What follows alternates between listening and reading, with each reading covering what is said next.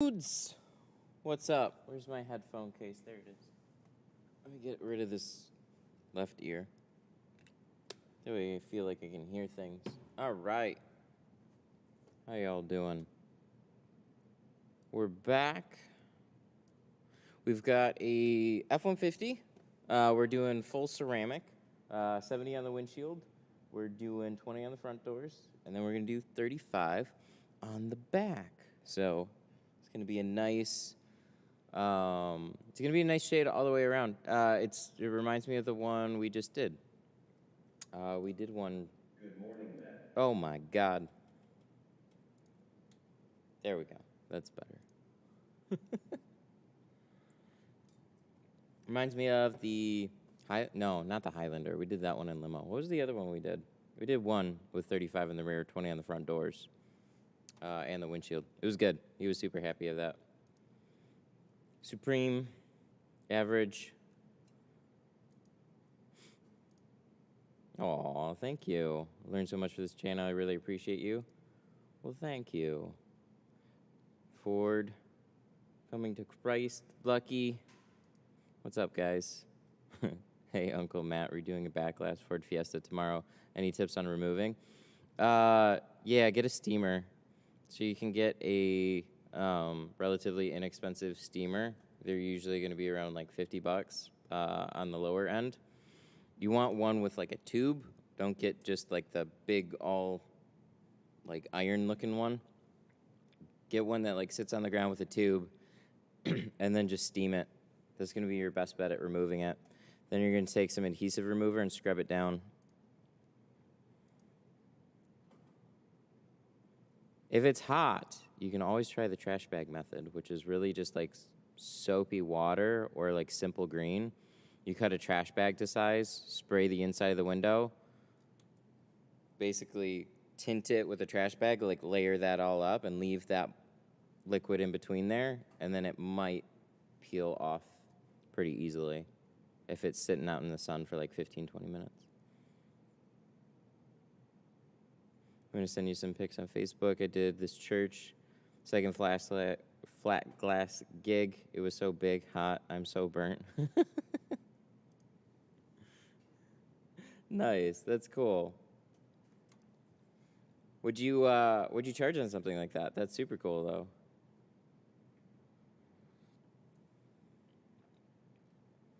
I have a steamer and adhesive remover. Well, there you go. I just default to steamer.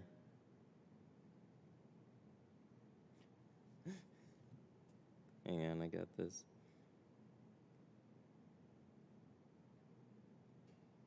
Oh, dang, those are like big arch windows. Oh, look at that. That's cool. So these ones, these are the church windows that he just did.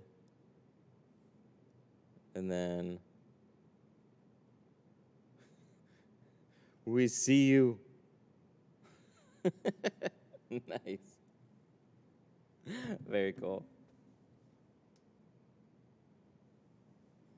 There was some super dark tint on the Toyota yesterday. Yeah, we just limoed it.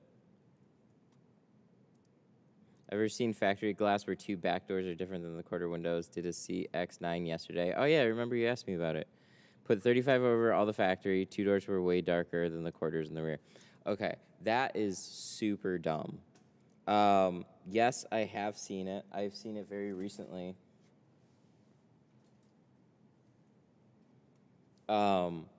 So there was this brand new Explorer that came in, and there were stamps on the glass in the lower corners that actually said the percentages that were on there. And the very back was like 13. The sides were like no, it wasn't an Explorer. It was a Tahoe. It was still a new Tahoe, and it had the percentages stamped on it. And the back glass was like 13. The roll downs were like 18. The quarter windows were like something else. So when you look through it, the roll downs on the rear doors with the quarter windows on the same doors were different shades, and you could definitely tell a difference between the two. It was super dumb. That is not a very common thing.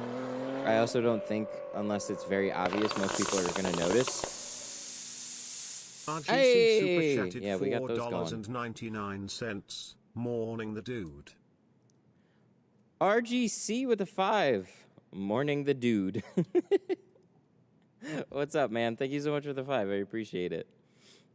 So yeah, it's not something that I run into like hardly ever, and it's just maybe something to pay attention to. But when somebody asks for like what percentage on the rear of an SUV, I've never had to be concerned about, oh, I've got to tint the rear doors in a slightly different percentage than the rear quarter windows to get it all to look even. You just got in some sort of messed up situation with that one, unfortunately. It's not something you're really going to have to ever deal with, unless they're just randomly doing it on newer vehicles. I think it just has to do with possibly supply chain issues, whatever, cross their fingers, hope the clients don't notice, and just like they can't really do anything about it anyways. I don't know. It's really weird. It's really dumb.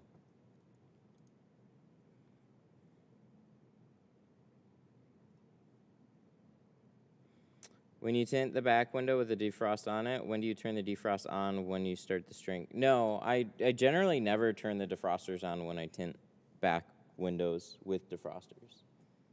The only time you're going to see me do that is to fix another situation on Chargers, 300s, and Challengers. I turn them on right before the installation. The defrosters generally always stay off during the entire process, though. So every vehicle that I tint has defrosters on the back window. You gonna wake up? Oh. Oh. What? How did that happen?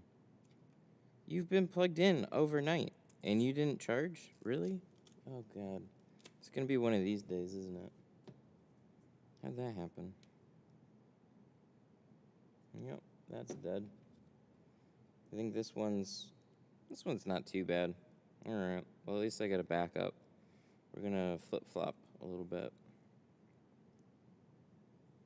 Get 2 batteries for this exact situation. Still have charging problems.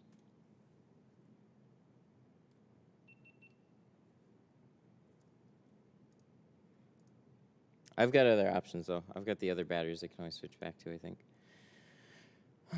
Have you ever had 2 fronts on an 07 Yukon? I want to do mine, but I can't find what the percent is to match the backs. 20. On something like that, it's pretty much going to be 20.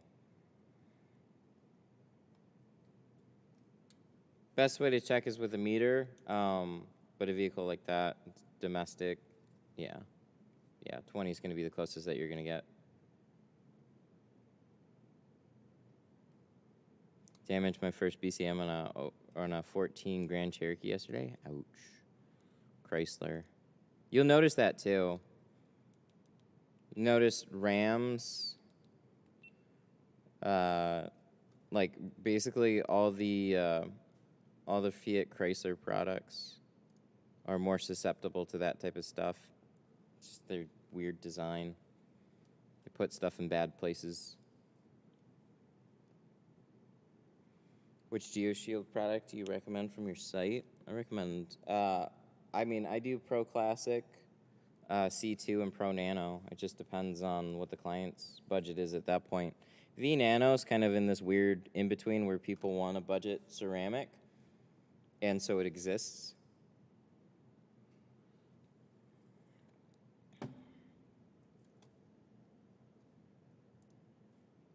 All right, we good? Yeah, look at that. Microphone. Where's my other piece? That should be this one. How did my battery not charge? That's the weird thing. Good.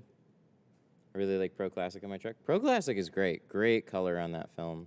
That film is just a workhorse film. It looks good. It's very, very user-friendly. You can just when it comes to ceramics, you want to treat them very similar to everything else that you install. but some ceramics are going to be a little bit sensitive to heat and stuff.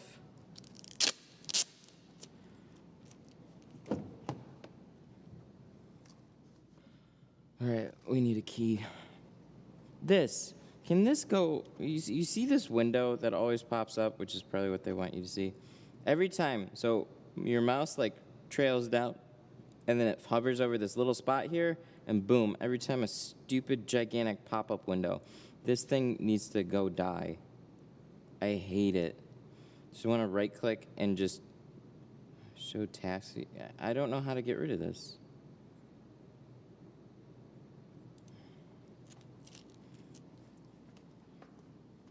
Do you trying to monetize it more? Or at all, really? Oh, these are the keys. All right.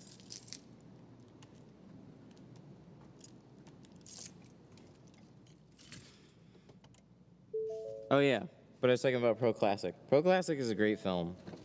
Dyed films sometimes get, like, shrugged off.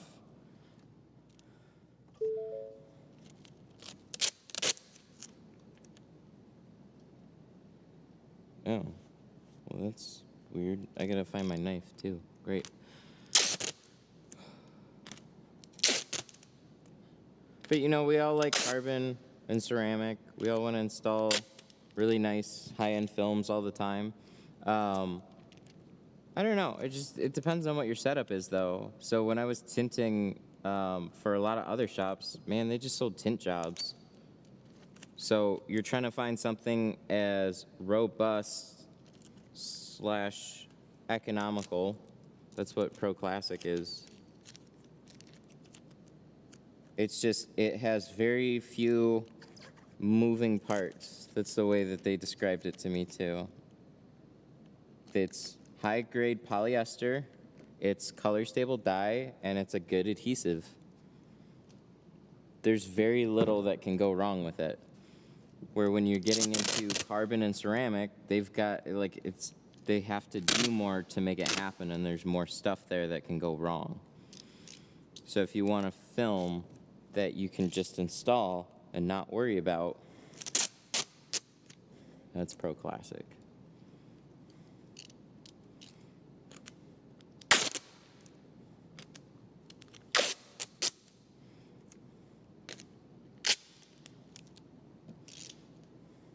The whole cluster starts going crazy and now the key doesn't get detected. Yikes.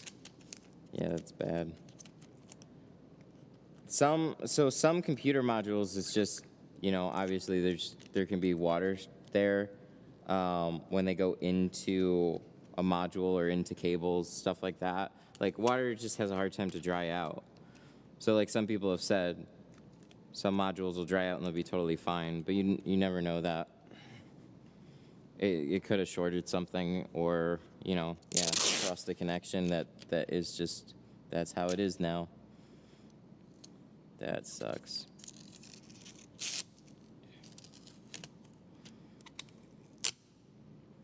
Always got to be very thorough about covering anything up on a windshield, especially when it comes to Chrysler products. Dealership charges $600 to get it replaced. It is what it is. That sucks. That sucks a lot. That's not as bad as what most of them are.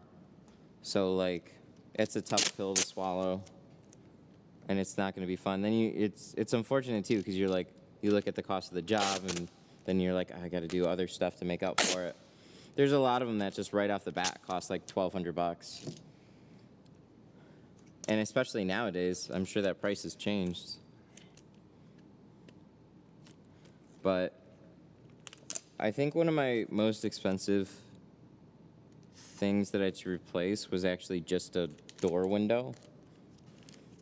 It was on a BRZ.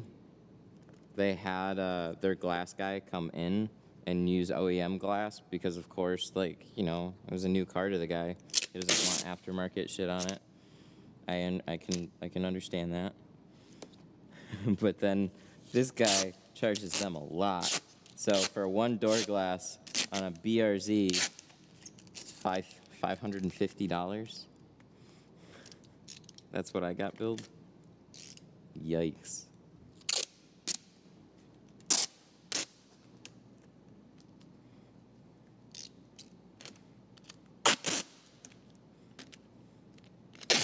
I've unfortunately broken a couple back windows. Oh, no, one back window, a couple windshields. And I just saw one in the group the other day. There's guys that remove Ford mirrors, and it's not that you can't remove them, it's that it's always a gamble, and then it only takes one. It only takes one, and then you never do it again. We all want to make things look as perfect as we can. But sometimes your risk to what you're actually getting paid is just far too great.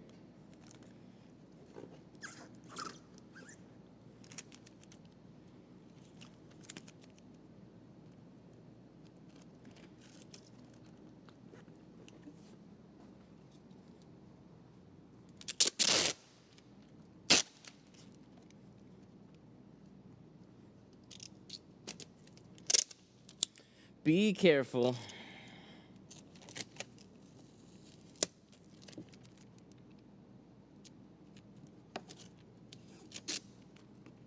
Too much heat? No. No, it was, so the windshields that I broke, those were trying to pull the Ford mirrors out. But it was the easier ones to pull. It was just, I did it in a stupid way. So depending on who you talk to, they'll give you different opinions. Like a glass shop, they'll tell you, oh yeah, those Ford mirrors, like the easier ones to pull. Yeah, you just, grip it, put that part right here, and just like crank down on it, and it'll just peel right off the tab. Well, that's fine until the glass is really cheap, and then you pull a chunk of glass clean out of it. The OEM ones were better, but again, it's a dumb way to do it. There's a much smarter way to do that.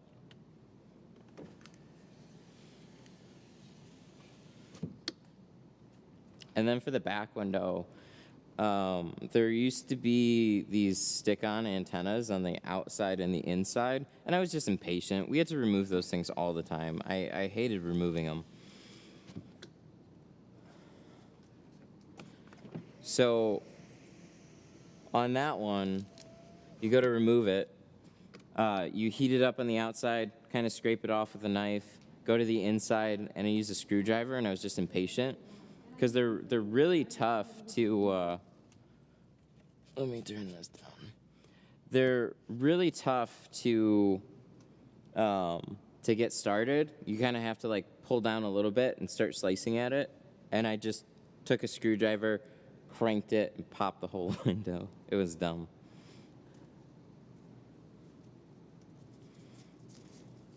I bumped one once. It fell out of the windshield, chunk of glass and all. Yeah, I've done it.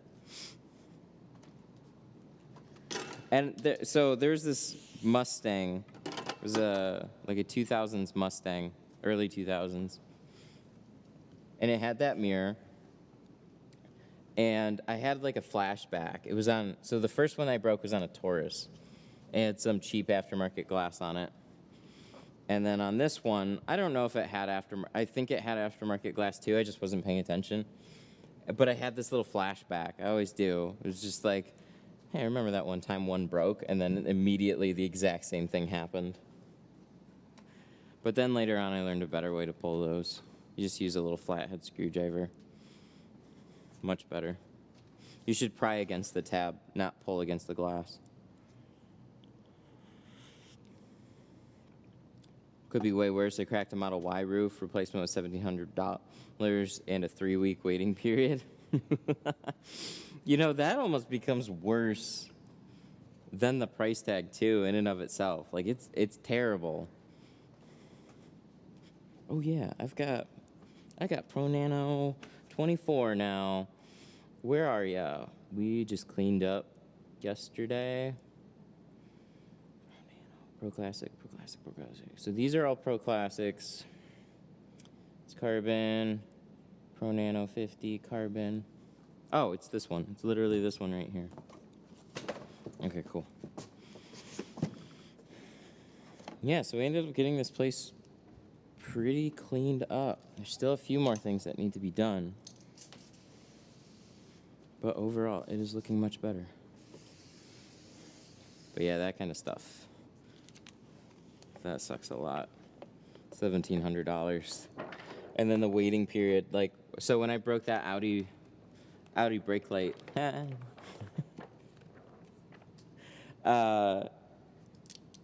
you know, there was no clear date on that. It was like 2 to 3 day time to ship or something like that. So that's what they tell you. And then you order it.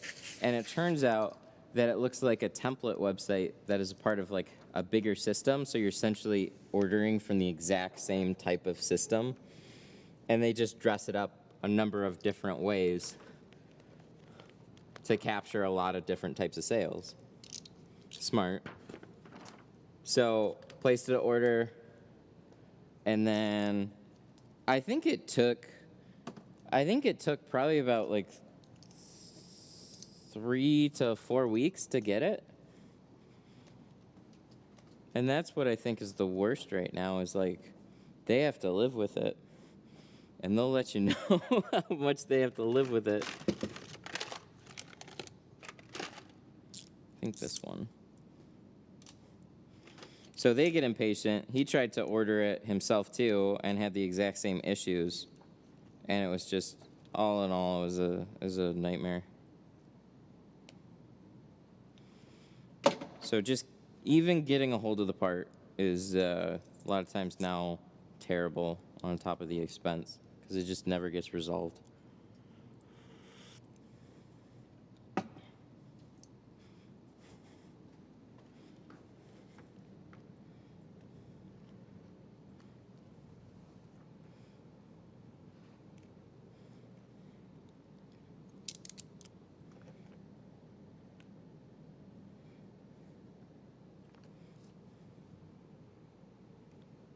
All right, so we're doing a 24-inch roll.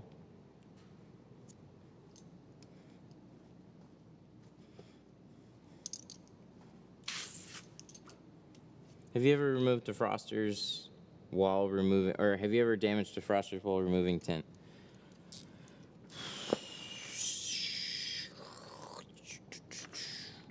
Maybe, but it's super rare. I've seen some defrosters fall off before I go to pull the tint. But if I've tinted it and there's a problem and it needs to be retinted, I don't throw any sorts of shit back at my client like, oh hey, I might pull the defrosters off. I just take care of the situation.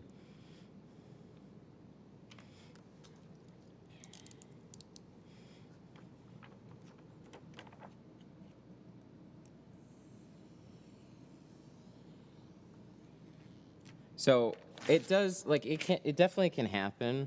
I don't think it happens to the extent that everybody talks about it, though. I think some people had one bad experience or whatever, and like generally defrosters, the ones I've come across, they're pretty well made, and you can do whatever you need to do to remove the tint.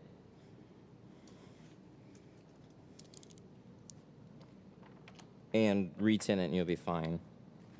I just hate when there's guys that like they try and back out of redoing a window, and then they'll throw that like, oh well, you know, we can't be responsible for your defrosters. It's like, man, you put out a bad job in the beginning. He's unhappy. Now he's even more unhappy because you tell him like, oh, if he goes forward with this, you might ruin his car, and that's his problem. Like, good God, that's so dumb. That's a disclaimer on like most vehicles. Most vehicles will be fine. And then next stream, somebody's gonna come in and like, hey, I heard your video and went to remove something and it completely broke. Unsubscribe.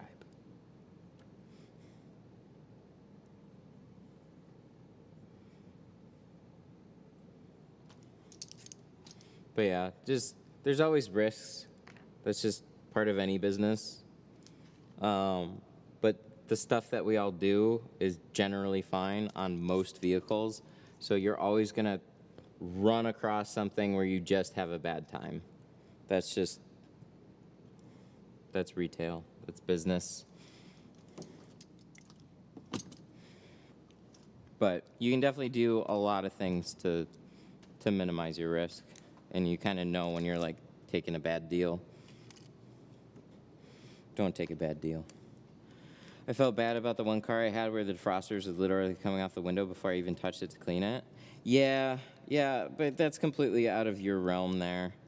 Like, I'm sorry I went to tint this and like your defrosters fell off. It's like it's setting you up for issues. So in that case, you know, see if there's anything that they can do or want to do ahead of it getting tinted.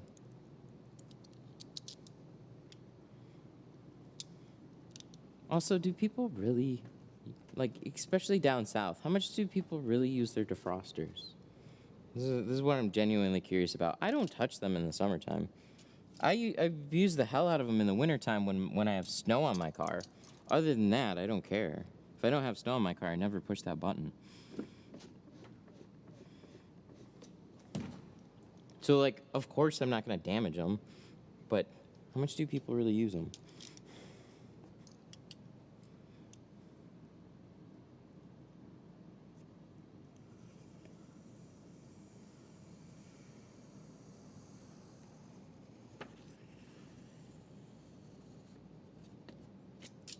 We use our defrosters a lot in the south. Why?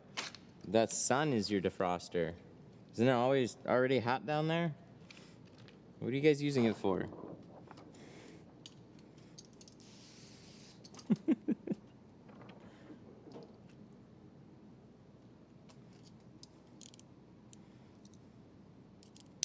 Freezing rain down south. I don't believe you. Actually, that's not true. You know what was really funny? So when I took a trip to see some family in Alabama, this was for New Year. Man, like, I know Michigan has some up and down weather. Down there, holy shit. So we had 2 tornado warnings. We had like 2 severe thunderstorm warnings. This is all in the span of a week. One day where it was like 70 degrees and like sunny and pretty damn nice.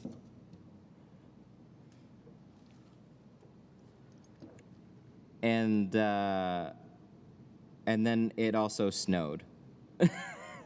Like, there was a snowstorm. And I'm like, okay. I have a lot more respect for Michigan. We have some up and down weather.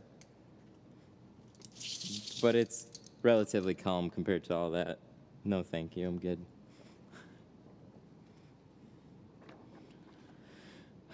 Can you tell from a film color inside if the film is cheap or not? Yes and no. So with some films, you will see really strong colors. So some cheap films will add a lot more green to their film, and they'll do that because from what I hear, yellow is the first color to go. So they'll compensate by adding more yellow, and that'll make the film appear really, really green. So they're kind of dyeing it in a way that fades a little bit more naturally.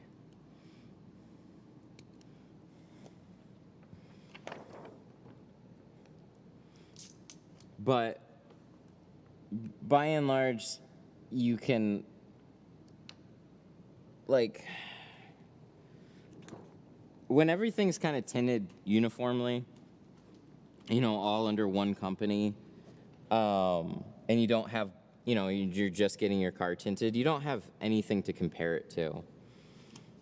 So, like, you might just get something and go like, oh, I just don't like the way this film looks. Why does it look so this color? But that's why it's nice to at least look at the samples ahead of time. Those are usually sitting in the showroom where you can ask to see them, so you get an idea of what the film is going to look like before it's on your car. That in combination with like the hue of your glass might make something look a little stronger or not, but I was really surprised when I installed, God, what was it? I was really surprised when I installed the Blackmagic 2.5%. What was interesting about it was, so I did one section in 5%, and then this section in 2.5%. And the Pro Classic 5% from the outside looked way darker because that Blackmagic had a little bit of like sheen to it. So even though it was a darker percentage, it didn't look near as black. And that was something that you could see right on the outside. So there's definitely like little keys here and there, but it's hard to say for sure. The biggest obvious is going to be like, you know if a film is blocking heat or not. That's really like the major thing. Other than that, if it doesn't have like a super strong color in any one direction, it's hard to say for sure after that.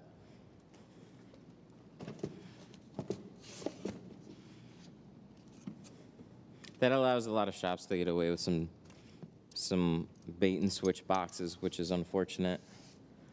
You know, they'll sell something up at the counter and then they'll throw whatever Garbo film that they want on it. Ooh, I'm glad I checked this. I grabbed 35.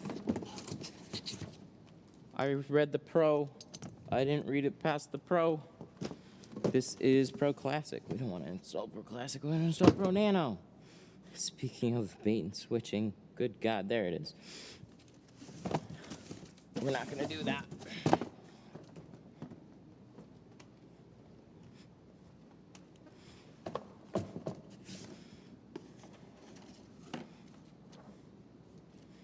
The only switching that's going to happen is an upgrade.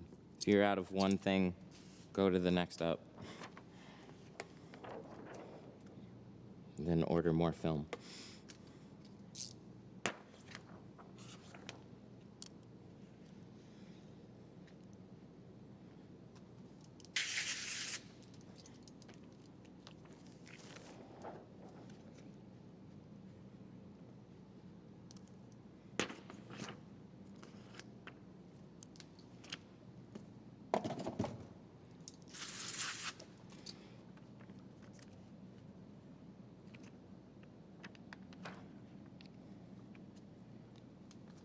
So this one's a little bit different.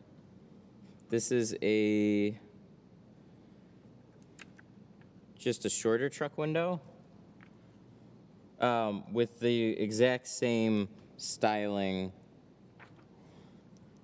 as any of them that are longer, which is honestly kind of annoying.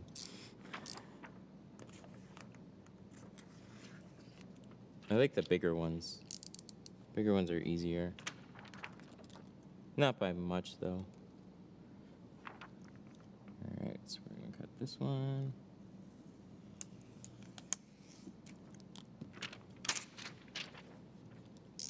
Ooh, I haven't cut ceramic in the plotter. I was going to cut the back window out in the plotter. Should see how that turns out. So, this is mostly straight, but it starts to veer up this way. So I'm really gonna look for my longest straight edge. And that's gonna, you could get away with probably doing it farther, but it's really gonna be from like here to here is gonna be about as straight as it'll be. So we'll just do that. Oops. Push that back over. Also, I'm gonna double check the inside here. Aha!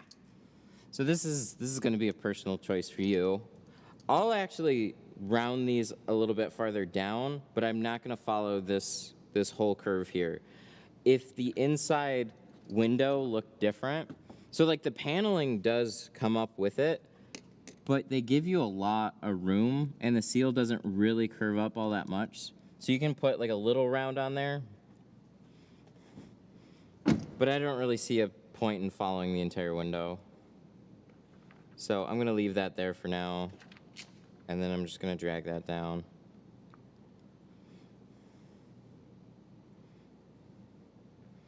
It's kind of like a weird characteristics of a lot of trucks. The back doors, they'll put like little curves and stuff on the back, and you look on the inside. Same thing with the with like some Jeeps, they'll do that too. They'll round all the corners on the paneling and stuff, and then you look at the glass and the seals, and they'll be straight across. So I'm just gonna roll this down a bunch. I'm gonna see what's gonna pop out.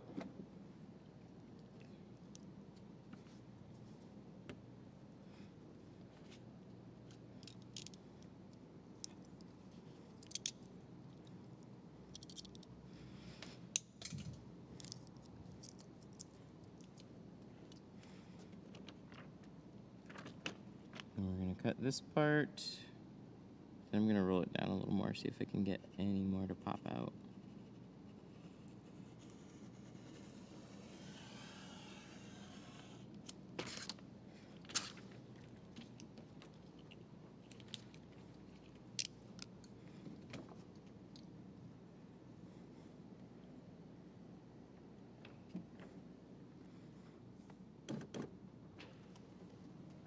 Yeah, it's not really gonna pop out much more.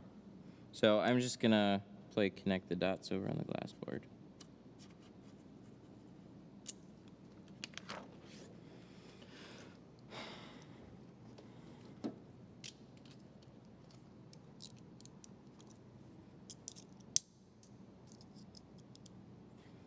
Faded film that turned red. My country is filled with cheap films that nobody knows what is.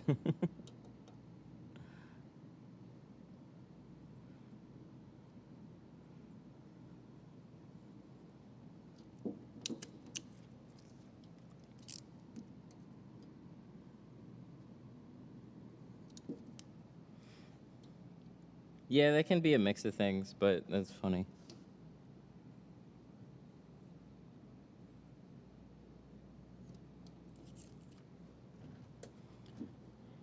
All right. So this guy over on the left.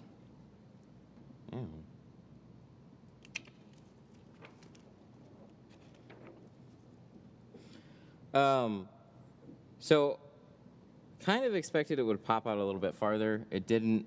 That's still okay. So I'm basically just gonna guess. And pretty much, unless you're like way over here, you're gonna be totally fine. This cut just drops down into the side. It tucks fairly far into the side seals too. So you're really just kind of guesstimating that whole round all the way down. Just continue that curve, bring it straight, connect the two, and then you'll be good to go.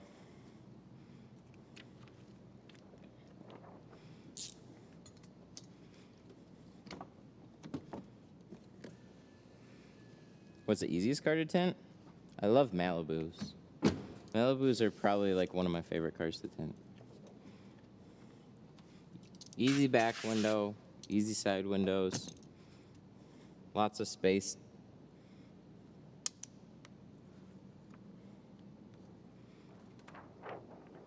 It was always a good day when I had a bunch of Malibus. I had a whole string of them, and I'm a little upset. I haven't seen a Malibu in a long time now.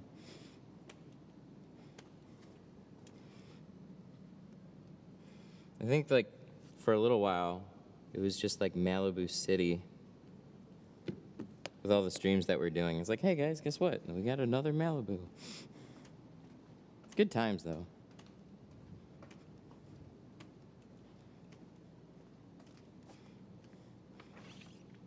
Yeah, I can show how to tuck film into the sides. So you can get little folds there. So, and unfairly, on an F-150, you have a lot of space to work with, so it's not going to be as apparent on something like this. But it's not surprising to get little folds there. Then after it's tinted, you'll press all the water out of that spot, and you can warm that section up with a heat gun on the outside of the glass. Careful not to overheat the trim or anything. You could put something there to block it if you need to. But you're going to heat up this area wherever that fold is, and then you're going to press all the air out of it.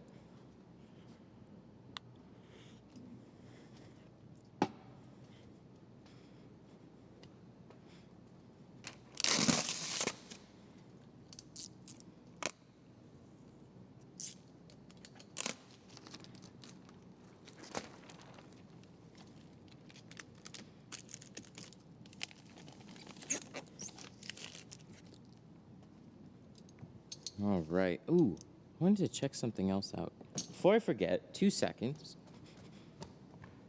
I've been meaning to just try this, but I'm gonna forget. This has nothing to do with the car that's getting done. This has everything to do with a display I think I'm gonna set up. Okay, so I can turn this to like a half turn. Oh, that's nice. Oh, that's not nice. No, shower mist soaker. Ooh, it's bad. Oh, I didn't think it'd do that. You gotta find that like sweet spot there. Oh, and then it's gonna drip down afterwards. Yikes. Oh well, I'll be careful about it. So I talked a little bit about setting up a hydrophobic coating display, and I'm gonna set that up in the showroom. And so I'm literally gonna run a water line all the way over, drop it down. A water line, a garden hose. And I'm gonna put a windshield up front, and then I gotta just make like a drain catch for it. Which I don't know exactly how I'm gonna do that, but I'll figure something else. I'll figure something out that works. But basically, I want people to have like literally a sprayer like that, and you can run it over the windshield, and you can see the difference between a coated / not coated surface. Just real quick, real easy, but very big. Just use a water pump and a bucket. Yeah, I just wanted it to look classy.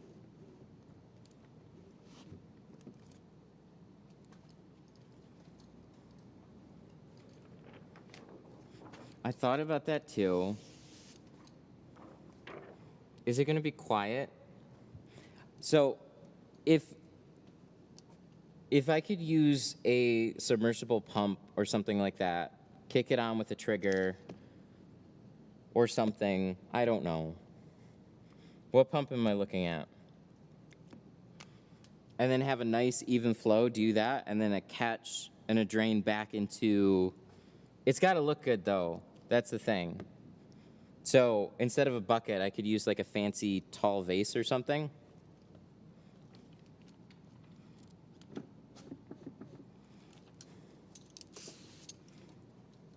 Buy a giant rock waterfall thing, it'd be super classy.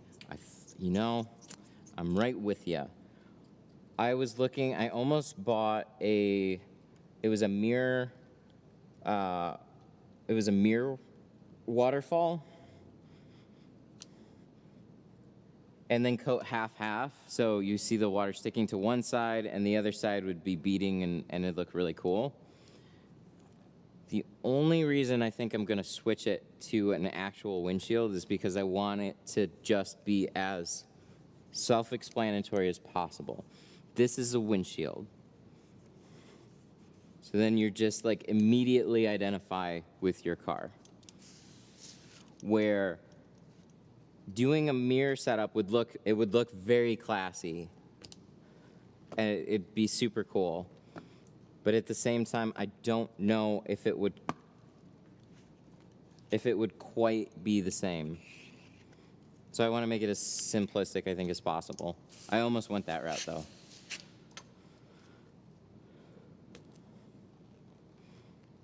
All right, maybe you guys can help me find a water pump.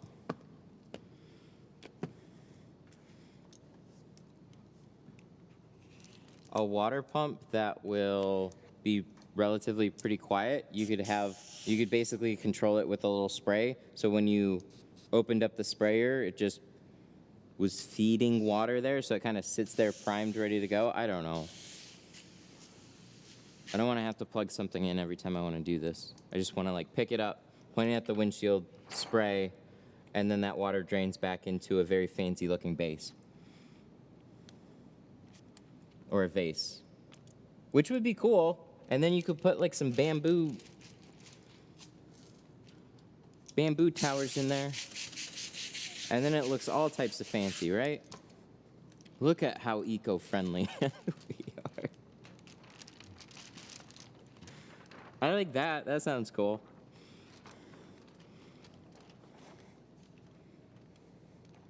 Class up instead of like I got Lowe's buckets instead of doing a Lowe's bucket.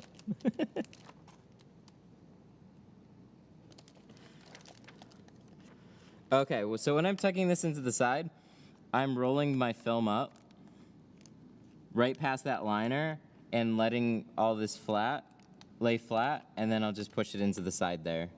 So like I said, this is kind of an unfair example compared to most things, because I've got a lot of room with an F-150. So if you asked me yesterday, it would have been an easier comparison, but...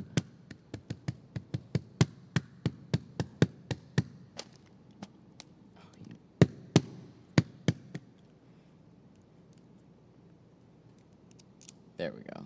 It was just catching just a little bit. There we go. It's freed up now. Should get some plants for your waiting area. I've got a fake banana tree up there. No, not, is it? I don't know. It's a short, like, not a palm, but it's like a stubby one. I forgot what they called it.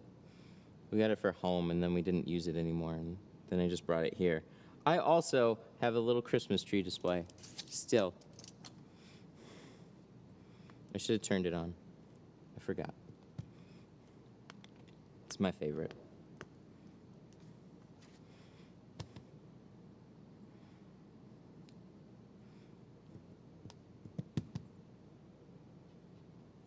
So we're doing 20. 20 on the front, 35 on the back, over the privacy. So the back is, yes, still going to be darker. He just didn't want to limo the rear, which is a very classy move.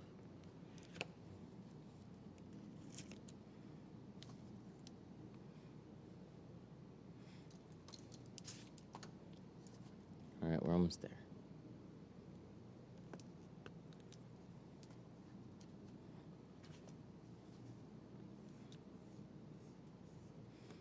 Oh, you know what I saw? Somebody had a... Oh, wait, I don't know if that pump would work. Would that work? I don't know. I don't know enough about pumps.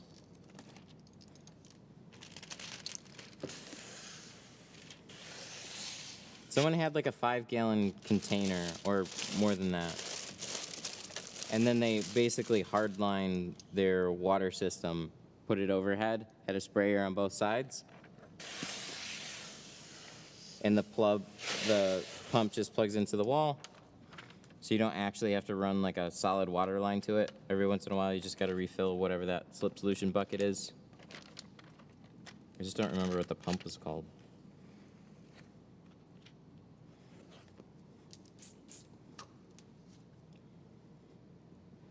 I could put a tint keg up there.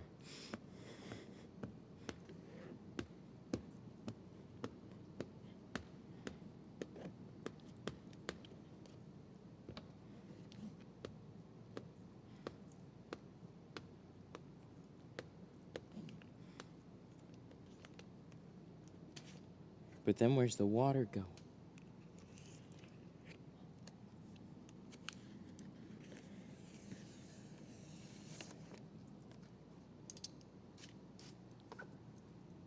Wait, did I forget to shrink this one? I think I forgot to shrink this one. Well, that's cool. F-150 is one of the vehicles that you can forget to shrink. I just usually do, regardless.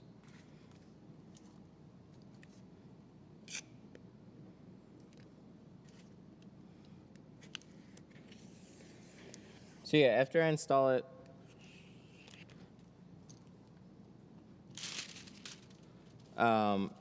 where I had that film, there'll be maybe a little fold there, maybe a little fold there, and then you just got to heat it up and press it out. It's not permanent though. What happens if you forget to shrink? If it was on most cars, I would be redoing the window most likely. But the F-150s, trucks, most trucks are pretty tall and reasonably flat. But a Ram, you would still have to shrink too. Unless you pull the sweep.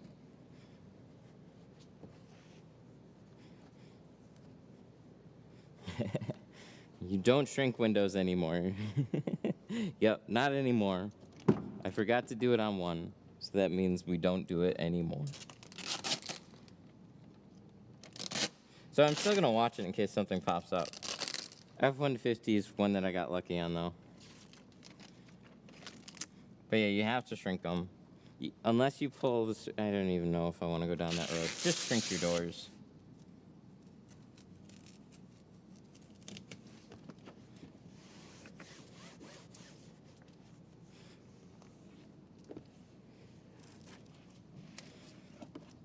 If you see a crease on the side, should you push it down immediately? Or should you let it dry? It's good to let it dry. You can kind of jumpstart it a little bit. So if you press the water out, so mine's all the way tucked behind the seal. So like little guy right here, it'll be super easy. You guys probably aren't gonna be able to see it. It's worth it to just press the water out, kind of give it a little head start, and then yeah, go do the rest of the car. That way, like you said, it's already kind of dried out, and then you just heat it up more, wait for it to get up to temperature, and then press it out. So you'll see people press it once, twice, or like 2, 3, 4 times, couple times, let it heat up. It's still like heating up, drying out. So every time you press it out, and it pops back up, it's usually just not hot enough and it hasn't dried enough. So people get, like me, you get impatient waiting for it to dry out. So sometimes you just want to keep it going. But yeah, it's helpful just to leave it there. All right, well, let's shrink the rest of these. I think I'm getting ahead of myself again.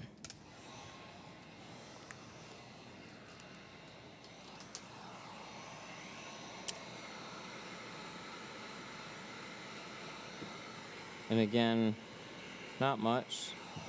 Just gonna do a little bit. But you'll learn with time what ones you don't really have to shrink much. You're always looking at what fingers pop up off the bottom. And like here, like you don't see anything that popped up. So it's gonna go down pretty flat most of the time if that's the case. You might have something small pop up. But that's why I go and I'll shrink them anyways, just to hopefully prevent anything from popping up. But it's not a big deal. But something that pops up on the inside always takes longer to touch up than if you were to just shrink in advance. Unless you're one of the pros who remove every door panel and shrink after install. Yeah, shrink it after the install. I don't have to shrink anything. Then you install it and you're touching it up, shrinking it on the inside. I don't know. I think it's silly that it became such like for a little while, it felt like it was such a brag fest. I don't have to shrink any of my door windows. Slow down there. The world's not ready for that. Oh. Shut off.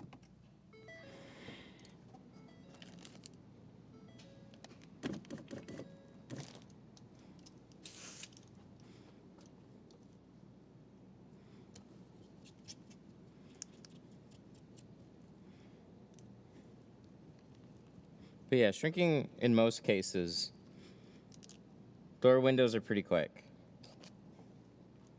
So if it does take you like 10 minutes to shrink all your doors, yeah, then probably popping the seals out for you might be faster.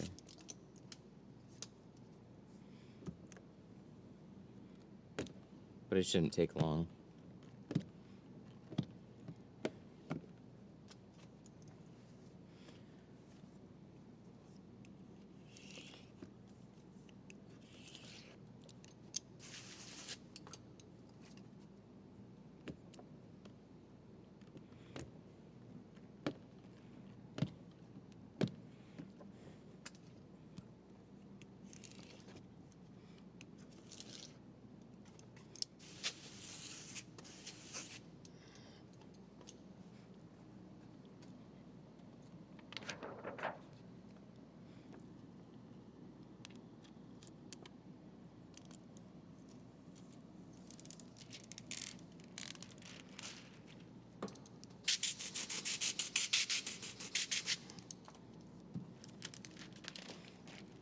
this guy in here. Which way do we go? I don't know. Long side, I suppose. So I got the film flat against the window. Then I'm gonna roll the film part up to below that liner. Keep this part flat, and then tuck it into my side seal. And then pull up from the bottom and kind of like finesse it over.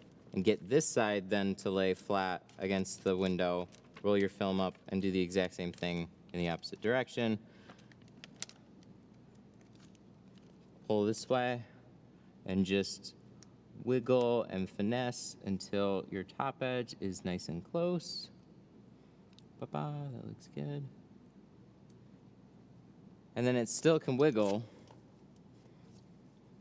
So you're gonna hold it and squeegee the film in place and try and keep it in that spot as much as you can. If it trails away a little bit, squeegee some out, shift it back into place.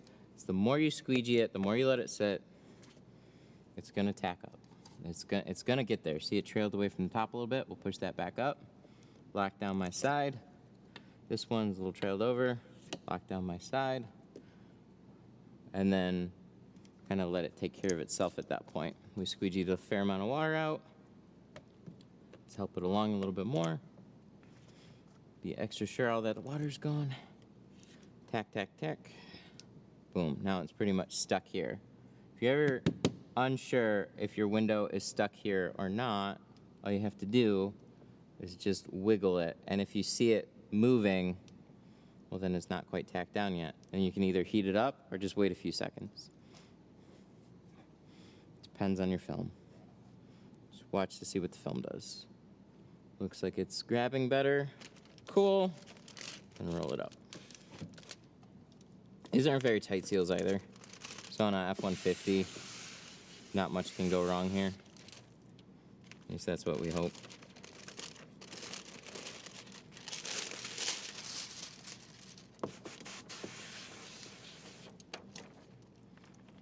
Tuck in my corner. Now I left this mostly straight, curved it a little bit, and I pulled this reasonably far down because F150 seals are pretty tight. So this side, obviously, I don't have paneling in my way. This one, I got a little bit of paneling in my way. So it'll be a little bit, just a little bit more challenging there. Try and tuck it in. There we go. You can use the back of your hand too. So I'll pull the seal back and I'll try and like shift it.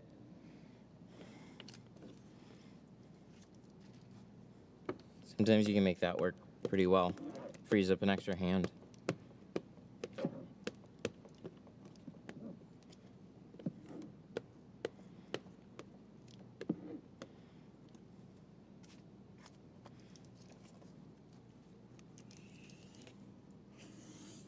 Sweep.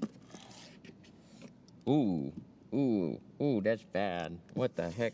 Oh, I cursed myself, I think. Really? Remember when I said 2 seconds ago that not much can go wrong? Well, that is very wrong. Damn it. Wow, that's really bad. Don't know when that happened, but there's a gap here. So I thought the whole thing shifted over. The whole thing actually is tacked up nice and close. That looks great. All this is tucked into the side. And somewhere, I got a nice gap here in this lower corner. Everything else is so covered. What a bummer. All right. I take it back. Everything can go wrong.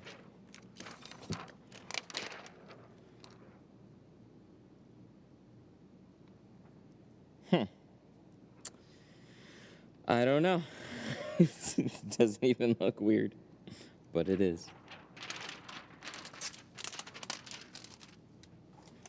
So I'll double check that other one, because remember we mirrored our patterns, so both of them could be bad.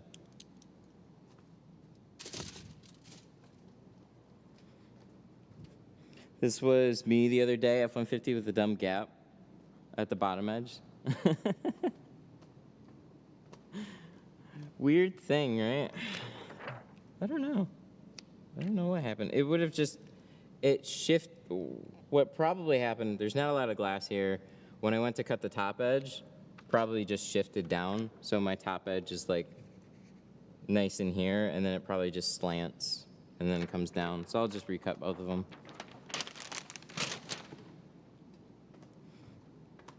Didn't I say I like the longer ones a little bit better?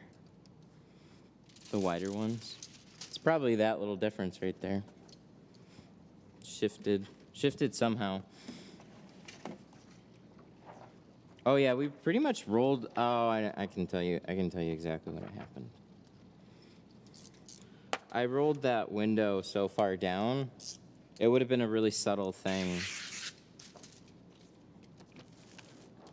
I'll tell you when it happened, and I'll try and make sure it doesn't happen this time. Yep, it'll be the same on both. So when I was cutting that top edge, and I rolled the window down really far, the more you roll that window down, you have less and less glass for the film to stick to when you roll it down. And then it must have either tugged on the paint a little bit, or, it just had a little shift to it. So after I cut that top edge, took it off the glass, finished up all my sides, and it was just a small thing, but I know when it happened. Because the cut still looked good. It wasn't like wonky or anything at the bottom. See? Like it's all good. No worries. And then what we're gonna do, we're gonna shift it over, cover most of that, jump to this side.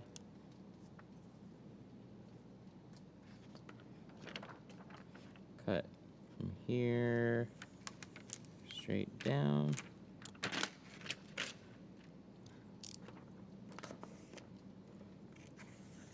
See that? See this? That little wiggle? That's what did it. That's what did it. Pull this down.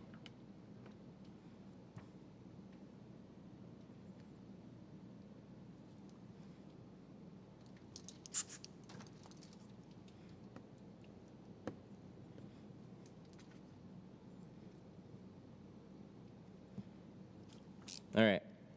So here, film is sticking to the paint. There's not a lot of glass for this pattern to stick to. And you see that little wiggle there? It just wasn't tacked down. It was kind of those little things probably put together. We'll make sure that's trimmed up. That's not going to grab the paint. And I'm going to tack it a little harder.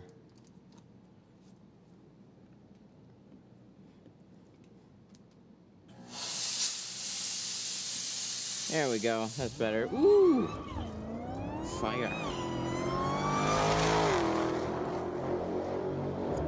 So we don't really need to go down farther than that. Supreme Window Tinting Super Chatted $4.99. What's up, Matt? What do you think of the Carbon Plus from GeoShield? Can it replace Pro Nano? Supreme! Thank you. I really appreciate that. Alright, so I haven't had a ton of time. I've done 50% twice down my windshield. And wait, was that or is that Apex? Oh, no, I got Apex on it right now. Carbon Plus is really good. It actually doesn't, as far as I can tell, the iron numbers are is up there. But I don't think it quite blocks as much heat. It shrank good. On my windshield, it starts to roll off the matrix, so I haven't really installed it on a windshield past that yet. But if they were having a big problem, you'd hear about it. The color's great. Like I said, it shrinks really good. I think it's a good film. but it's not quite a replacement for Pro Nano, unfortunately, because that's what I was looking at it for. I was gonna call it something different. I would pick up a roll and just do a heat comparison. It still blocks out a fair amount of heat, don't get me wrong.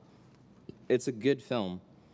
On the heat lamp test even, it was like, so for comparison, Pro Nano would be around 75. Carbon Plus, when I did some tests, it was around 100.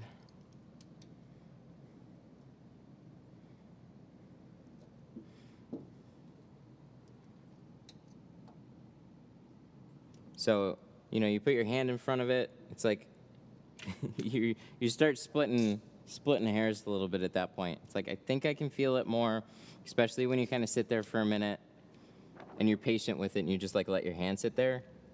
You're like, I think it's a little bit worse.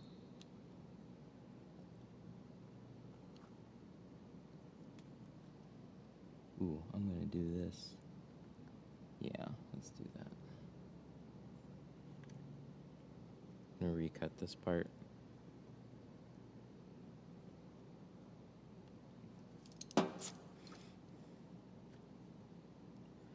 Interesting, because on site it says the numbers are better. I know. So I was all jazzed up about it too, but that's why I always test stuff. So IR, I guess, is 50% of what you feel.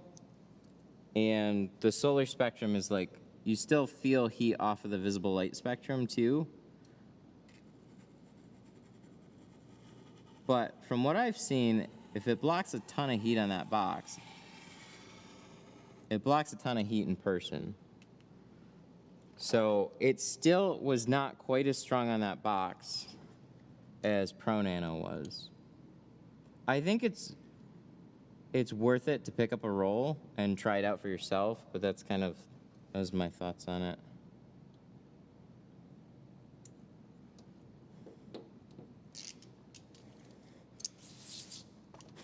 When I talked to Burns about it, he's like, Pro Nano is a tough film to beat.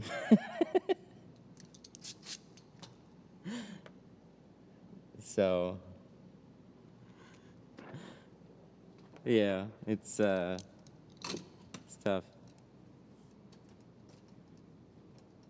How do I educate a client saying the car is still hot after applying ceramic tint? So this is a little, if you, there's a lot of different things that you can say. And part of it is kind of how it was sold in the beginning, or the impression that they got. If you put your hand in front of that bulb, it's like, yeah, this keeps your car cooler. It does. It does keep it cooler, but in an interesting way. So what's really going on is your glass is absorbing that heat, and then it radiates off of the glass, but your car is still a metal box, so your car still can get hot.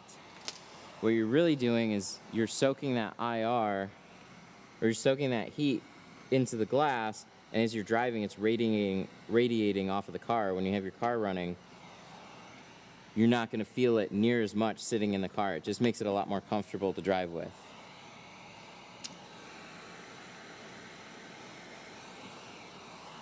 So when you're selling it initially,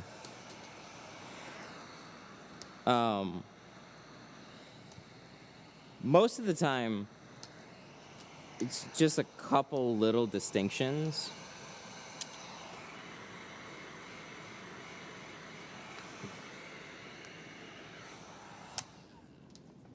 But with a lot of mismarketing out there and just blanket statements like, ceramic keeps your car way cooler.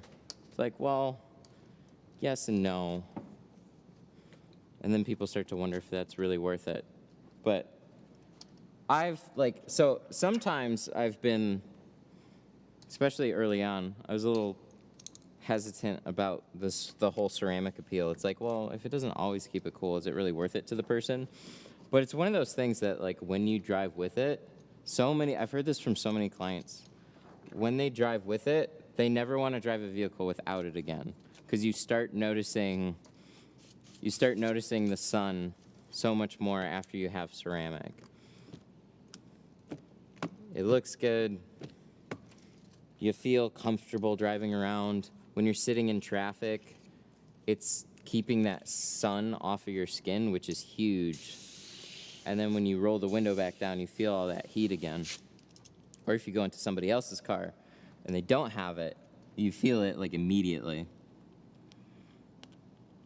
Crank the air conditioning, you still feel the heat from that sun. Still annoying.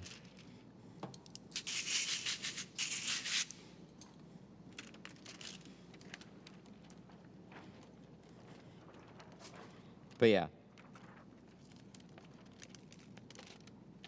Your car is still metal box. Your car will still get hot. It will keep the dashboard surfaces and stuff like that cooler. That is a legitimate thing too. So you know those screens that help reflect, that you can put up when your car's sitting out in the parking lot? You can put up and reflect some of that heat away. Your ceramic is already kind of doing that. It's soaking that into the glass. And I want to show this as best as I can with like an infrared camera. So I bought one. I'm going to try and see if you can see a clear distinction. You know when you touch your dashboard and it's just like on fire? Well, the sun is just coming right through and it's baking all your interior.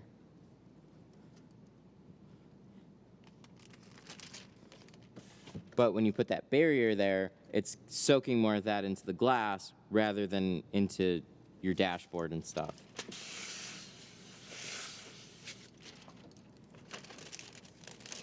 So in my opinion, it'll help your car cool down a little bit faster too when you start running it.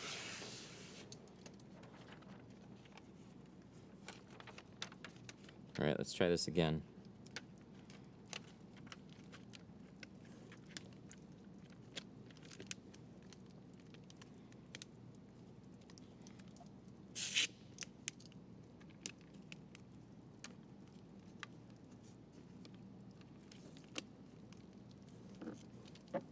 Yay, no gap. We fixed it. Nice. Probably took that way too far in. But we got it. This should be all good.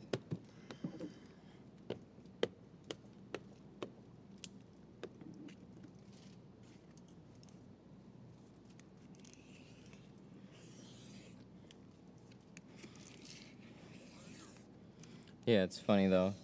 Geo's come out with Apex Carbon Plus. And I'm still using this lineup.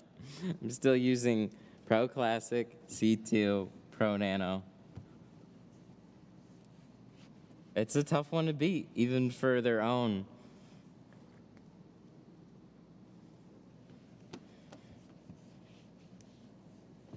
So, I don't know how much they want me to say this. Part of it's just going to be to give you guys extra choices. So Pro Nano is going to install very much like Pro Classic does, and Carbon Plus is going to install a lot like C2. Same for Apex. So part of it's to give more options, and part of it is also to just diversify a little bit. Because you guys know how supply chains are right now. So they're stocking up on whatever they can, but in the event of some catastrophic thing, you still got options.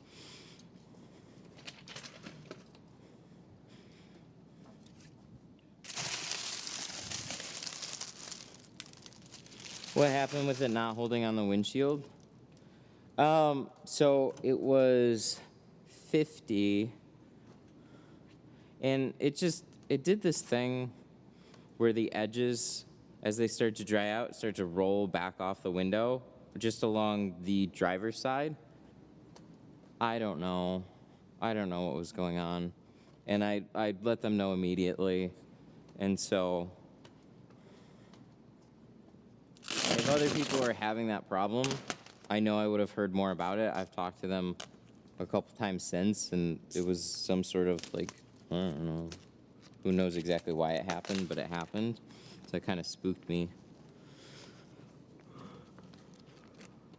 Dried it out and it stuck fine. It was just an initial test thing that didn't go as smoothly as I thought it was going to go.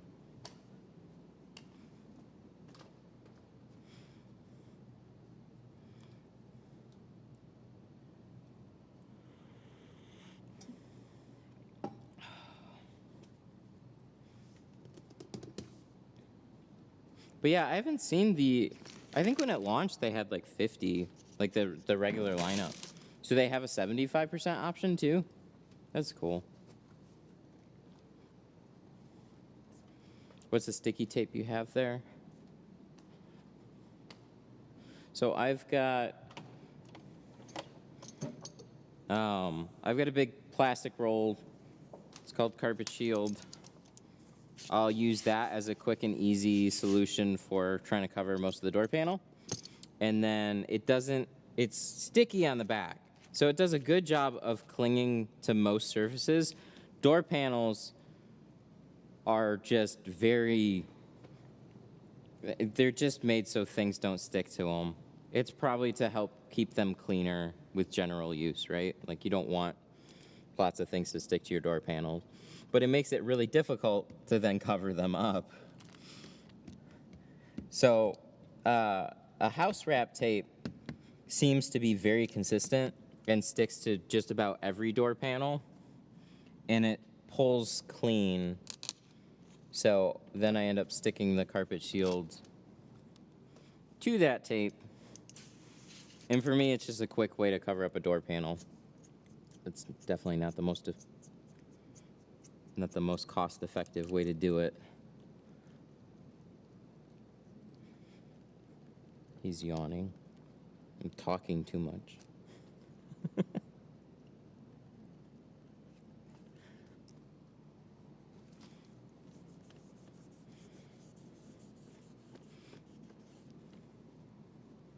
It's early.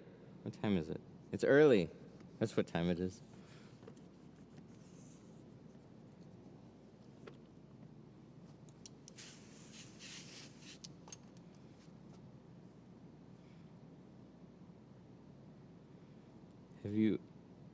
Have you had your keg spit shit in tint? Yeah. Yeah, if there's buildup, sure.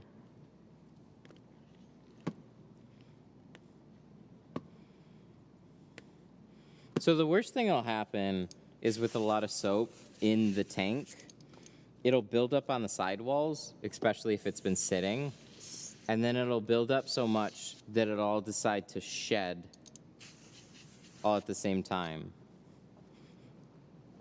With those cheapo plastic water lines, you would also have soap build up on those lines.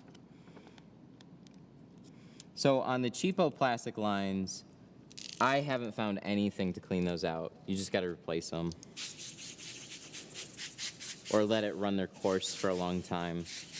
I've tried vinegar, I've tried boiling hot water, I've tried lots of different chemicals. There's been nothing that has cleaned out those lines. Because I used to use the like curly slinky lines that came with the original keg sprayers. Those things were garbage. But it seems like these Flexilla hose, hybrid hoses, they don't allow for there to be buildup on the lines. So it's one less thing to worry about. Like, it was really cool. We opened up it was after a year. So people were pretty new into testing the Flexilla hosing. Hose?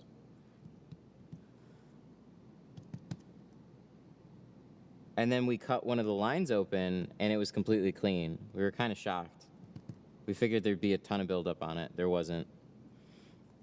And that's what I've noticed, is like they don't smell funny. They don't smell like rotten eggs or anything, even a long time after use.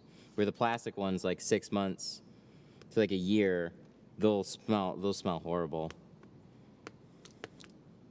Smell like bad eggs. Smell like a fart.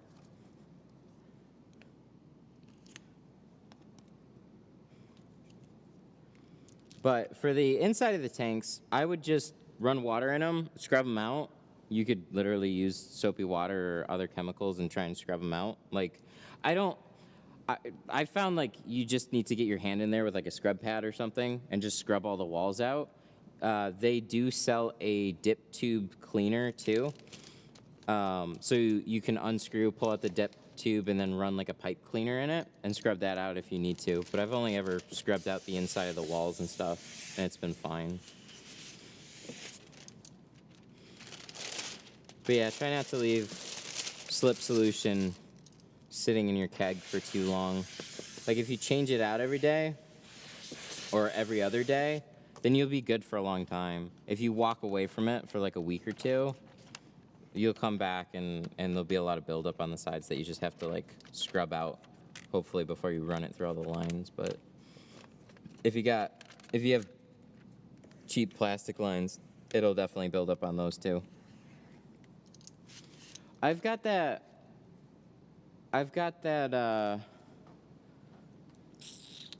sprayer over there by my wash tub, and that has been a really nice way to like clean it without much effort, because I turn it to jet and I just spray all the sidewalls when I flush it out, and it's got enough pressure that it kind of just takes away that buildup. Where if you just, you know, run water straight down into the bottom of the tank, you're not really doing anything to clean the sidewalls unless you get your hand in there and scrub them.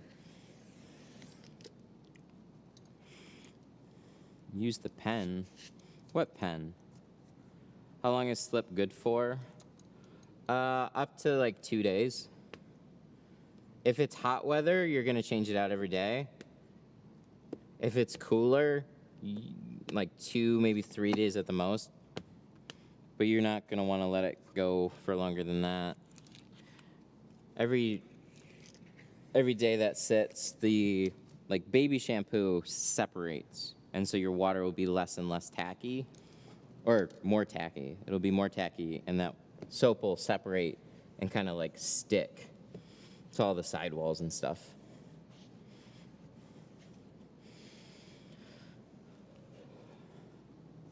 I've heard adding a smidge of alcohol to the mix will help it last longer without gumming it up. Any experience with that? No, actually, I haven't tried that.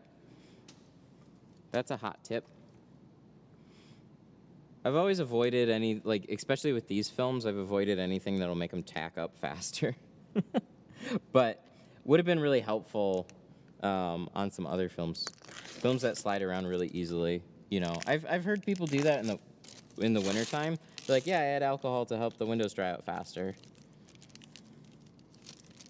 I haven't done that either because I haven't needed to. It'll dry out.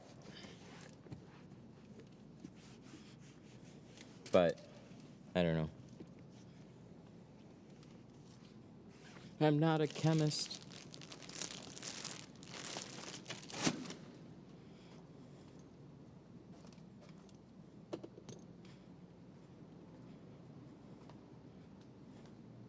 I was definitely 30 minutes behind when I made that pen comment. Ah, that makes sense now.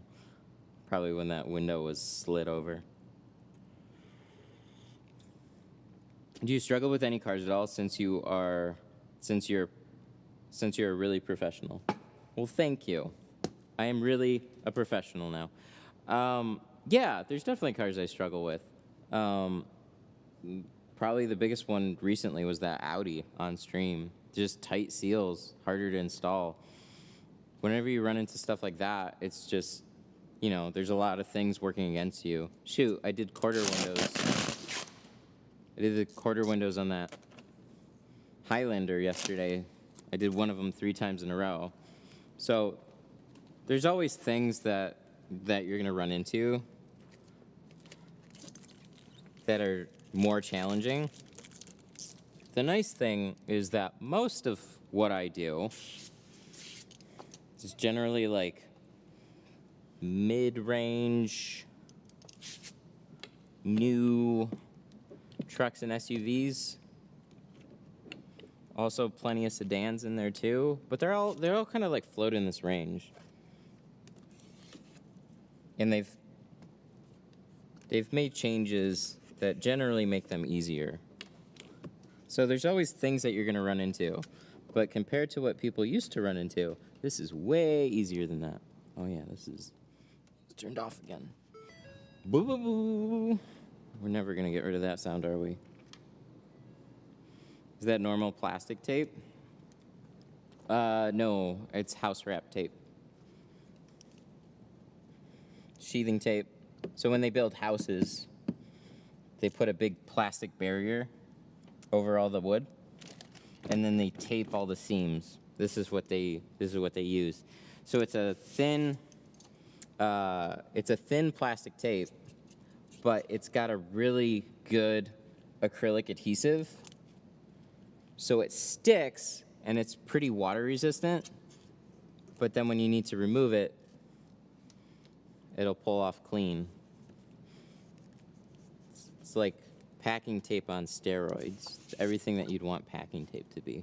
There might even be a packing tape similar to this. We just haven't found it yet.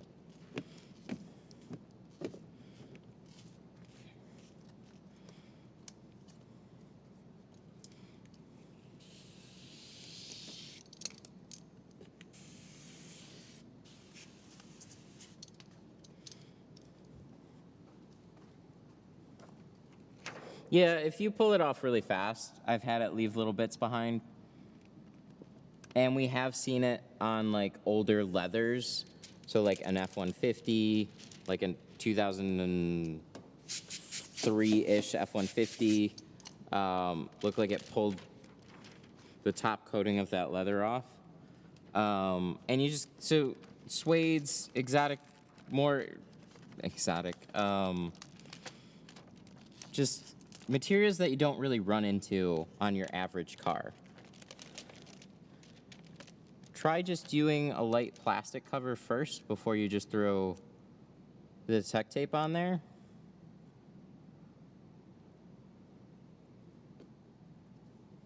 Or maybe like put it on your jeans or something first and lighten up that adhesive.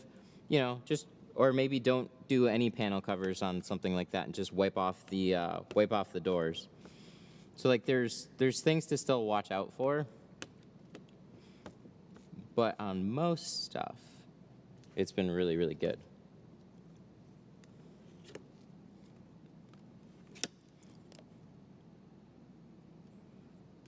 What's your opinions on Stack Film? I haven't used it. They seem like a cool company. I just don't know all that much about them. They came out with that DynoFlex windshield stuff. I've seen like Chicago Auto Pros pick that stuff up. I mean, I'd imagine it's a pretty damn good solution for the windshield, and they've got other stuff too.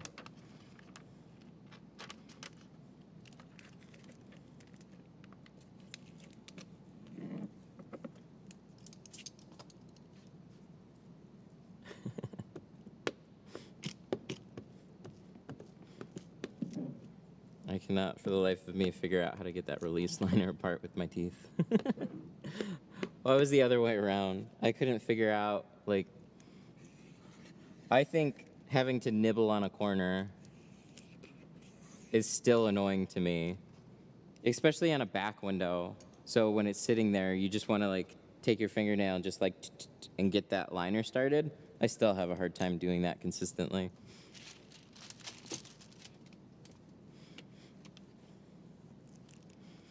I remember doing XPEL PPF, and they have a coat. They have the liner on the bottom, and then they also have a top liner too. that can be pulled before you install it to help protect the film. And I would watch a guy, he would just leave it sitting on a peel board or something, and that top coat, he would just pull it right off. And I'd sit there for probably about 20 minutes and try and do that. Wasn't happening. I asked the same question, how do you do that? And he's just like, and he'd show me, and I was right there, and I saw it. Boom. No, not me. When I can't get my finger, I resort back to my teeth. I hate it. Yeah, it's always been one of those, like, weird things to me. Like, if somebody's watching and there's like, hang on, I just gotta, like, nibble on a corner really quick.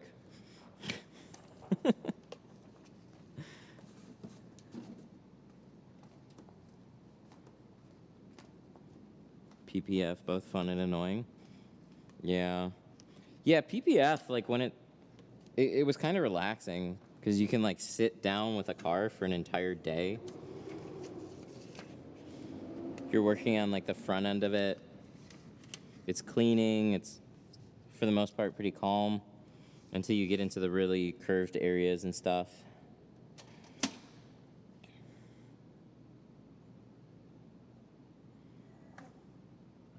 Okay, so this is 45. It's set at 45 grams right now. And from everything else, we've had to up the pressure at least 10. So I'm just going to take a picture of this.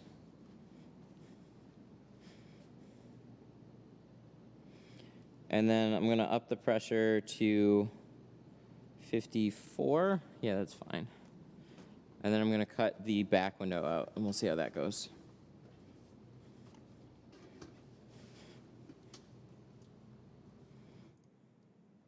PPF can be super satisfying. Yeah, it's been cool to see all those TikToks on it, too. They just, like, squeegee a section.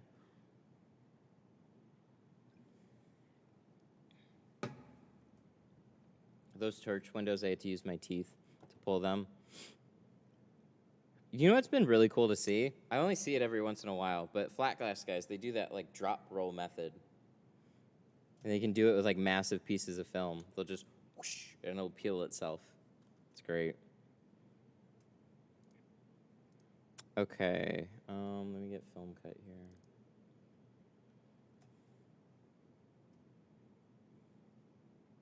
I'm gonna clean my tank every day before I leave the shop.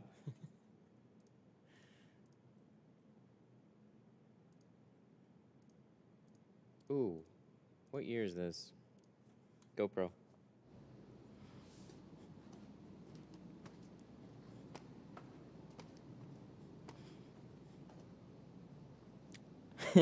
Buddy, I tint cars. Oh, I know. I would do the same thing. Oh, yeah. Okay. I was going to say, they usually put it on the inside of some door here. It is a 21. Okay.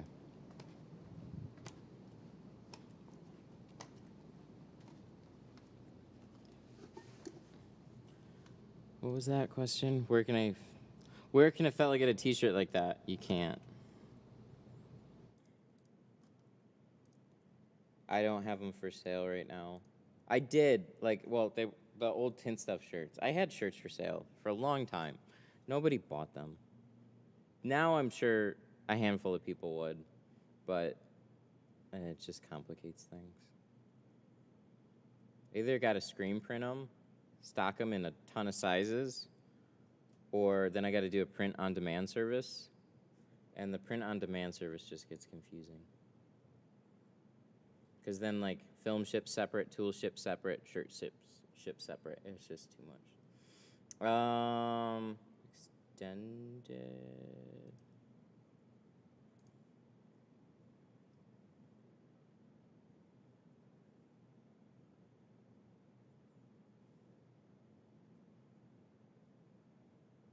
Wow, they have a windshield on here, too. Look at that. I am not going to cut that out. Although that looks like the right windshield. I am just not going to do that, though. So we are going to do...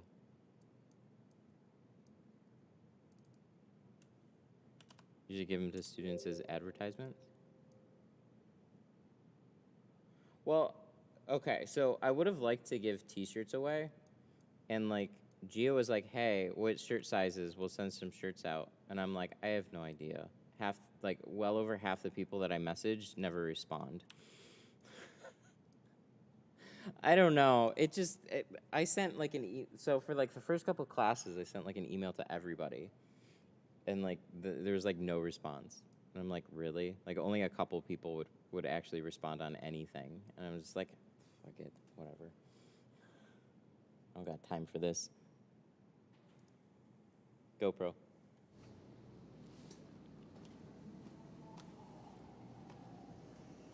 Put the shirt size in the class registration. That's true. I gotta. Okay.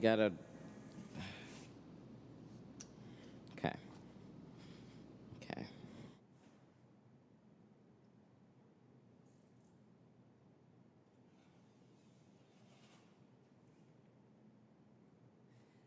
It's not that there aren't solutions for it. It's that it's a headache and a half to do it all. GoPro. Thank you.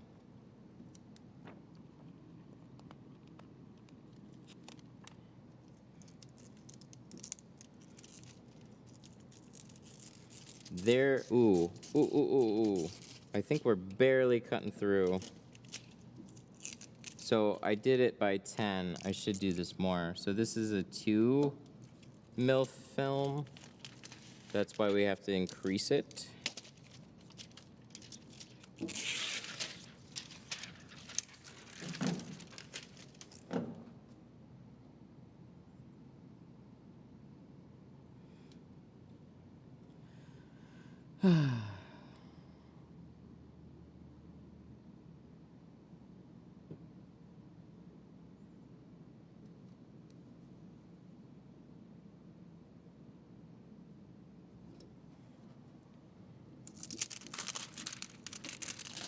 Okay.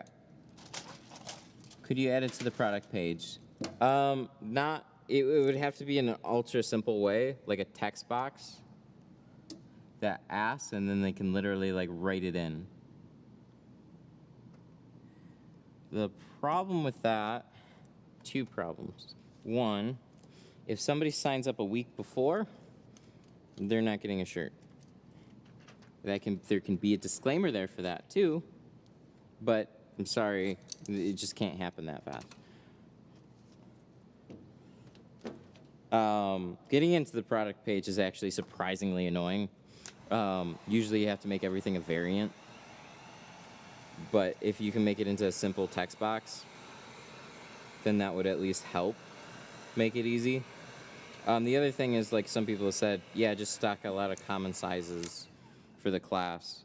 So I just got to have whatever companies send out far more T-shirts than I actually need.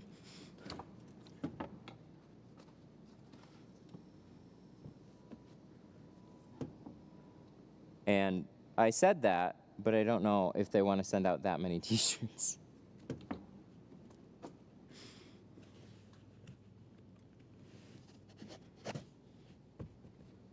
So, and the other thing is sometimes it's, so in a handful of cases, it's not, actually in quite a few cases, it's somebody else signing up the person for the class.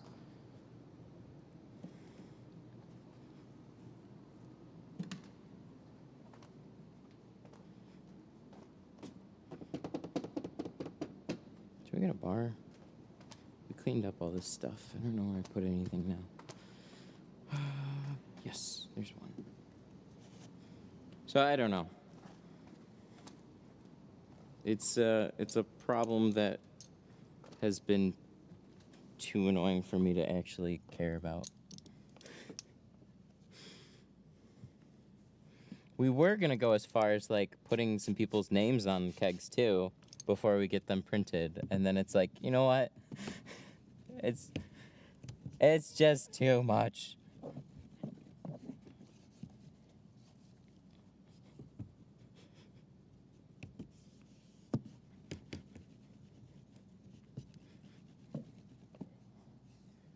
What was that Expel had? Expel had shirts right at the beginning. Well, they probably get 1 million company shirts printed.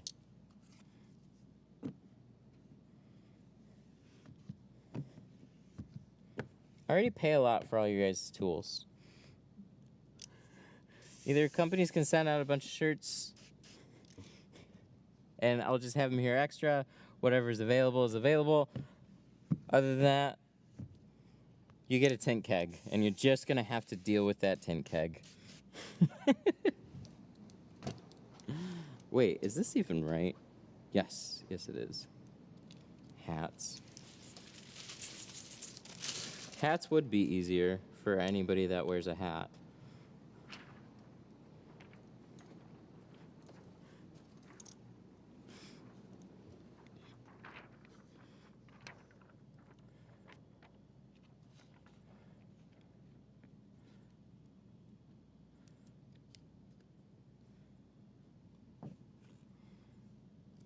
I'm sure a fair amount of people would do that.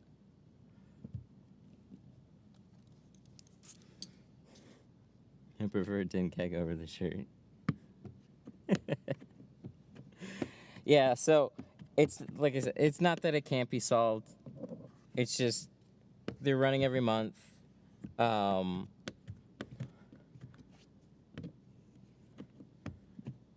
put all the budget into basically all the tool supplies that I give people, and so shirts are kind of just like an afterthought extra.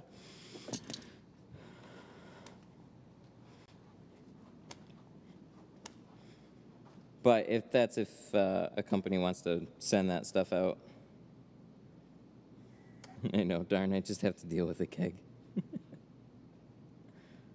All right, we're gonna put it up to 60. We'll see how that goes.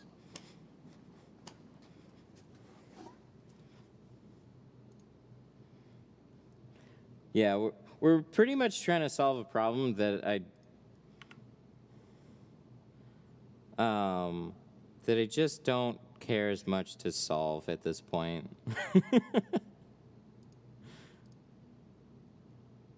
I'll take 10% for my hat idea. Should be good, right?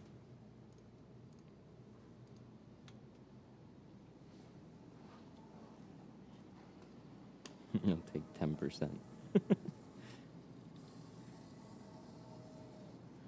You'd think with your following and experience, they'd be sending you all the t-shirts? Well, so Geo sends out film. And that's a big thing for them to send out too.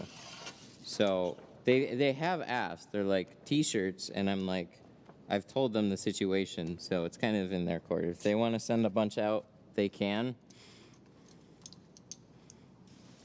And this is something that like I have to pretty much keep track of every month.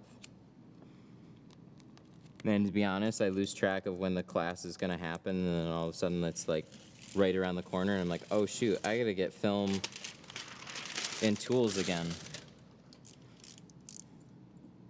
Which I just got build for yesterday.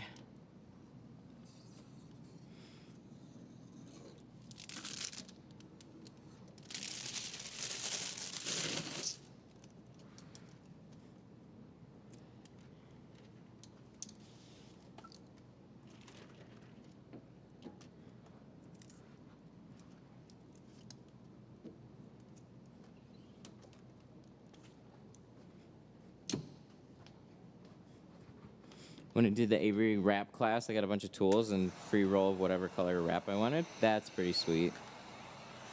It's nice to hear classes doing that. That's how I felt with like the tool set. Like we're gonna teach you with the best tools, and so I want you to be able to also take those home. So we built that into the class.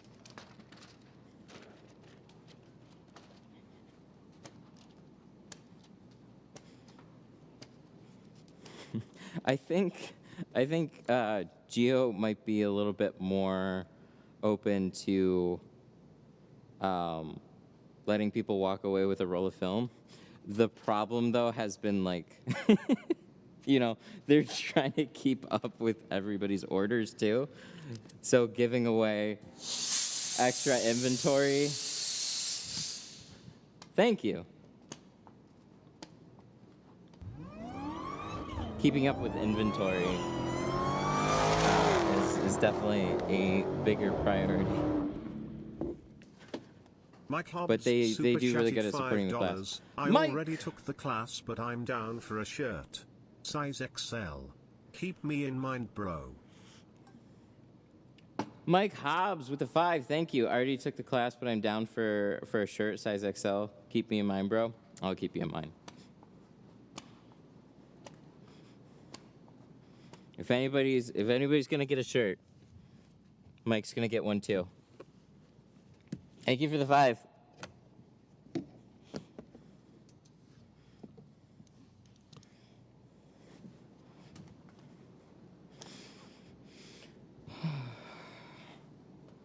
$20 by $50 roll of film would be a great add-on to the class so they can practice it. Maybe they'll want to purchase more Geo. Well, all the class, we practice with either C2 or Pro Classic. Like, we had both available in the last class. It's just all there for the class, though. So past that, again, everybody just has to deal with taking tint kegs and awesome tools home. Down payment on a shirt. So, yeah, like the the Tint Studio tools, that has been my way of doing shirts, honestly. You know, YouTube a long time ago opened up the ability for creators to sell merch right off their channel. I enabled that over the course of like a year, probably one hoodie and one t-shirt. So I can look into that again as a separate way of making them available. That would probably be okay. The problem I have right now with integrating it into the store is that film gets drop shipped.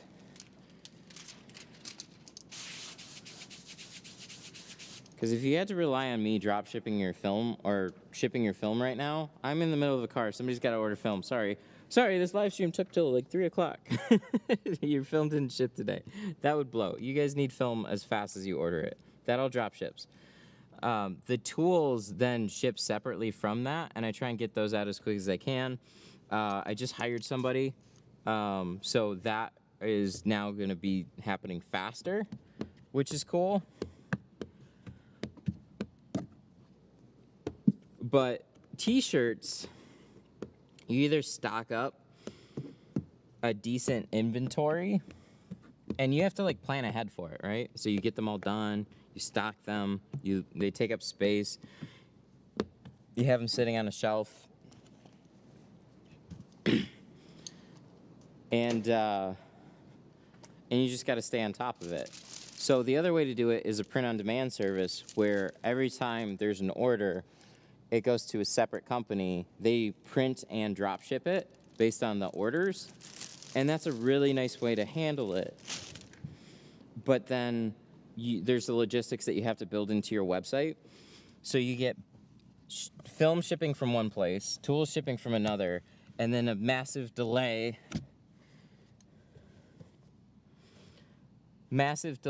on printing and shipping out a shirt. So I don't like it to get any more confusing than the two things that I have already. If you have now that you have a helper, you can get them to fill orders and t-shirts. The filling orders, yeah. T-shirts, no. Not unless I decide to get a bunch of them made. Maybe in the future, but not yet.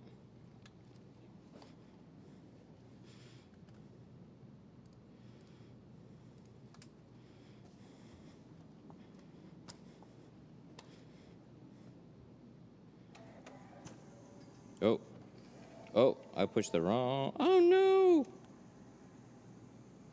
Ooh, that's bad. I pushed the wrong button. Actually, that might be okay. What am I supposed to push? I'm supposed to push this button, but probably not. So we're just gonna recut it. Forgot to push origin. That's my origin.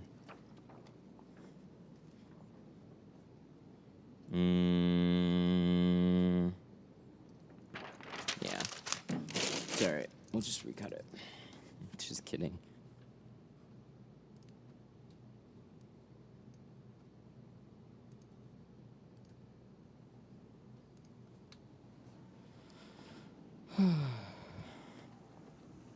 Hopefully I didn't screw up my blade.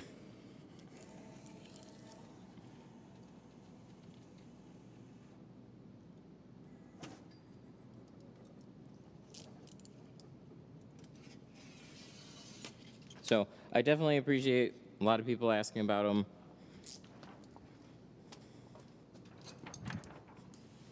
It's just gotta make sense. If I didn't have tools, then I'd probably have the t-shirts and stuff. It's just hard to do everything. Baby steps.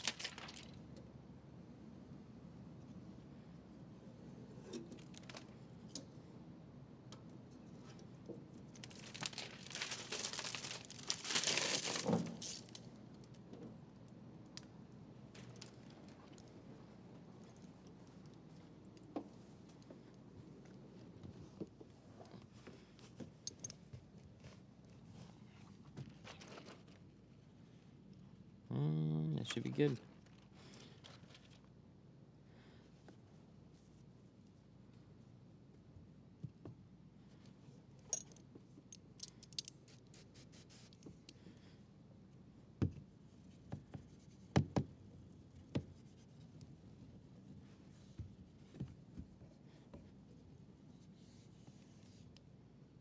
So if I was a very large creator with lots of t-shirt demand, then I'd have them, but I'm just not.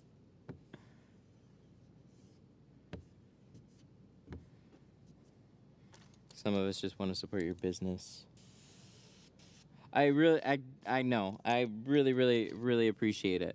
The tools that I sell, all those little things, that helps by a massive amount.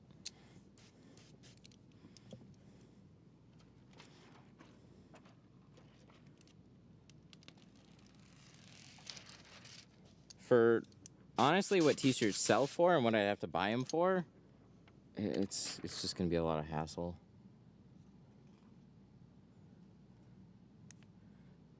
So I've got more money and stuff that I gotta tie up in tools instead of t-shirts, at least for the time being.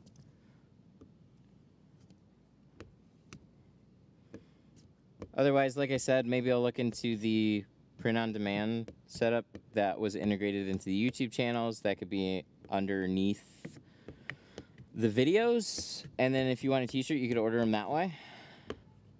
That might work.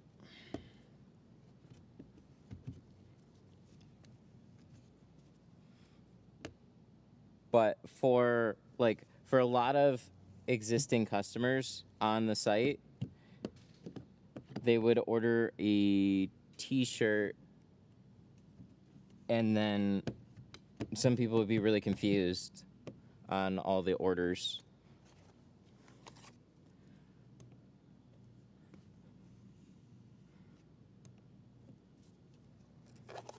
And especially, they also have to pay an extra shipping charge, which really blows too. So like I have it set up. It's just flexible enough. So when you order film, I don't charge anybody for tools, even though I can lose a little bit of money on that. So if you order like one tool along with a roll of film, basically the cost of shipping is usually greater for me than the tool. But I don't want it to be any more confusing than that. I don't want any additional shipping charges or whatever for that. So that's just kind of how it is. But people typically order film or tools, or when they order tools, they generally order about $50 worth. So that's been really nice.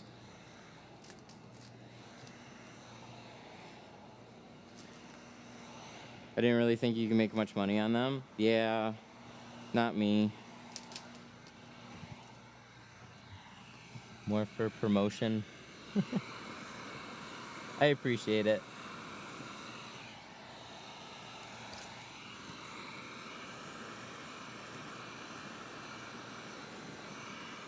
I hear you guys. I definitely hear you. And I always take that into a lot of consideration, so I'm not just ignoring it. The more I hear about it, the more I pay attention, and then eventually there'll be some solution for it. Whatever it is, it's just, I wish I could just pop them in the store and, you know, no big deal, but there'd be a extra shipping charge and a delay for all of those coming out of whatever store then prints and ships them. And for most people like that are listening to this, you know, it's pretty understandable. It's not a big deal. It's got to look at all the people that are also have no idea about the difference. They come to the site, they see a shirt, they order it alongside of some tools, and then it just, you know, doesn't show up for a long time. And then they got charged extra shipping for it, and it's just kind of confusing. Might sound like a small thing, but it turns into a big thing.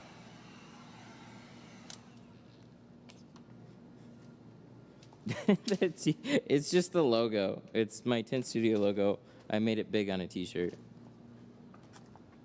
I'm also not super happy with print on demand either. So I've had this one for probably about 6 months and washed it quite a few times, and it definitely is kind of starting to look like crap at this point. I'm not happy with how long they really last.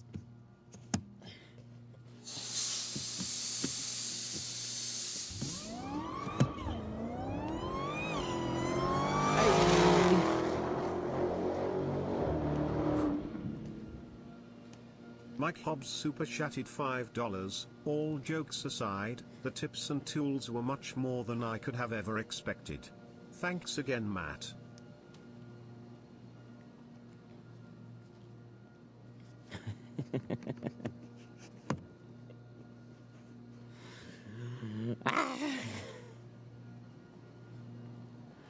Mike with the 5, thank you. All jokes aside, the tips and tools were much more than I could have expected. Thanks again. You're very welcome. Thank you so much again for the 5. I really appreciate it. I was screaming at the next comment. I don't believe as harsh as you were saying. Just buy 5 small, 5 medium, 5 large. Put on a website, sell. When it sells, you buy double. You go slow. Better start slow than never. I wish it were that simple. If I had all the time to pay attention to it, I would. Maybe with the guy I hired, we can stay on top of it and just keep track of inventory.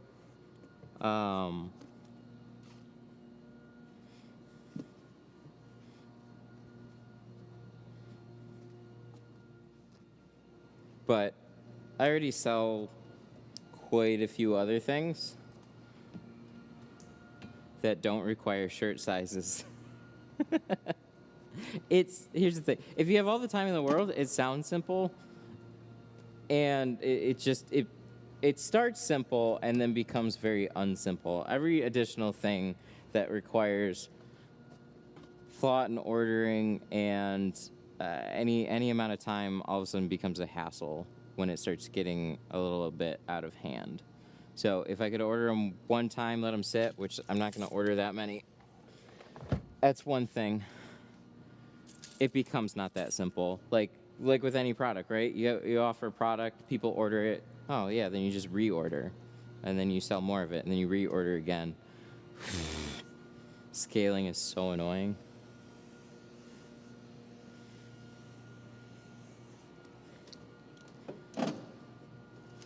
Till you get to a certain threshold, all those growing pains.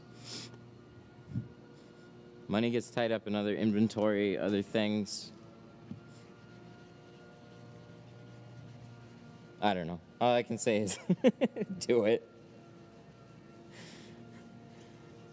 You'll see.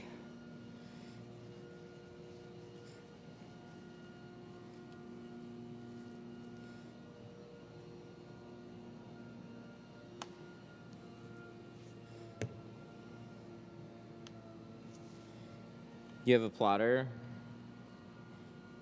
Vinyl? I don't know if I like vinyl shirts. Wouldn't that be either simple lettering?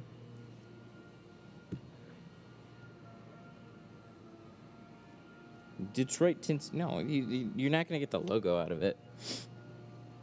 I'd have to have a printer for the shirt and then a heat press. Then I could do them in white and do sublimation. Those look pretty sweet and I think last longer, but you have to do white.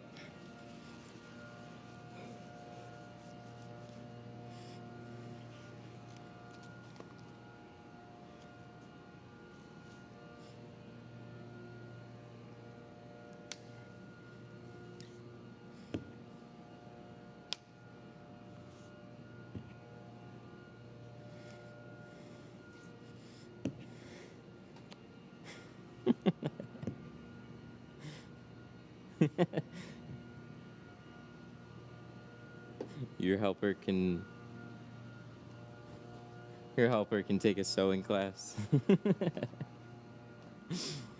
We'll just stitch them all.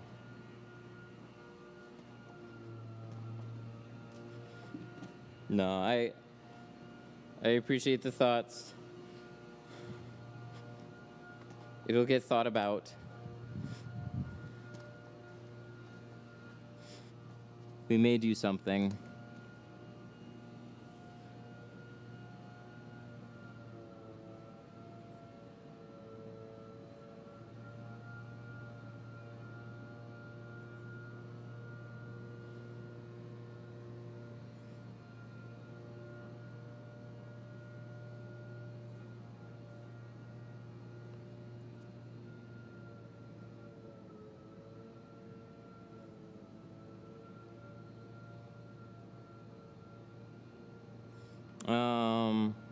So you know that and how to get them, just need to take time to figure it out.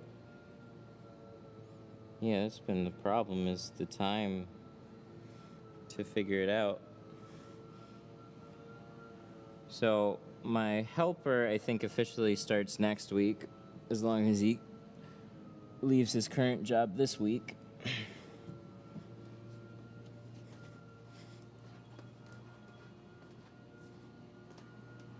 Ooh, 1 second.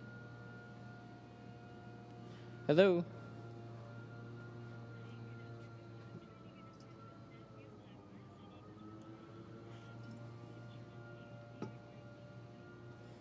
Oh, okay, I gotcha. Yeah, this is him. I don't have time to talk at the moment, but we already has something arranged with Progressive, though.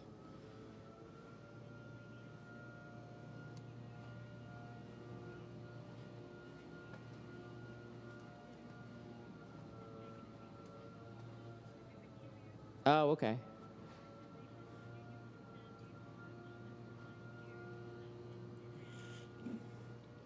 Alrighty, thank you. I appreciate that. Have a good one. Bye. Cool. Well, that was simple. Patrick has a spring/summer fashion lineup at window tinting business. I know. And it's probably through a print-on-demand thing. He's not selling film as well, so it's having, for me, it's having 3 avenues. So you can order tools, you can order shirts.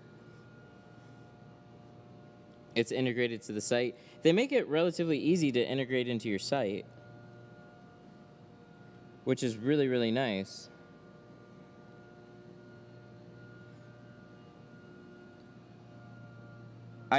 I'm drop shipping film, so I don't want to create any extra confusion with how it's set up right now. So I'd have to stock them in person, add them to the orders.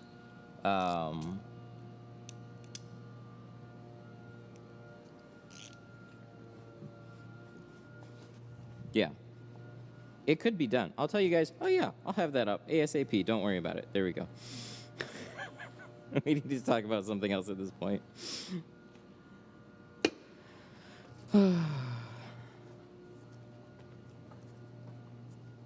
Your helper needs to make a TikTok with you as a condition of employment?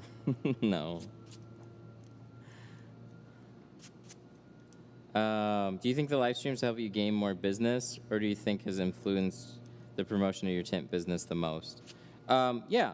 So the live streams have been have definitely helped gain clients for sure. That was one of the big reasons that I started it in the beginning. Live streams don't do quite as well as dedicated videos do. But when they're all set up right, they're a lot less maintenance. So it's been fun, and they're fun to do versus a video. There's a lot of moving a camera around and like retakes and editing and stuff. Live stream is all one go. So yeah, it's been helpful.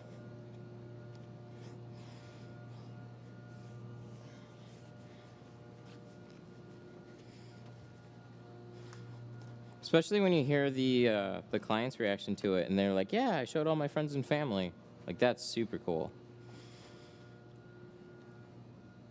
Why do I get little speckles of bubbles after installing on the edges? Yeah, it's definitely dirt. I don't know. It typically is just the installation. The way it was installed usually introduces a lot of dirt. Got to be a little bit more methodical with everything. Wipe off your top edges, flush out the sides, be a little bit more direct on the installation, and practice, practice, practice. Okay, so we're doing 70 on the windshield. So the dedicated videos have helped the most? Yes and no. Most of the dedicated videos that I've done aren't necessarily geared right towards consumers. They're more geared towards tinters.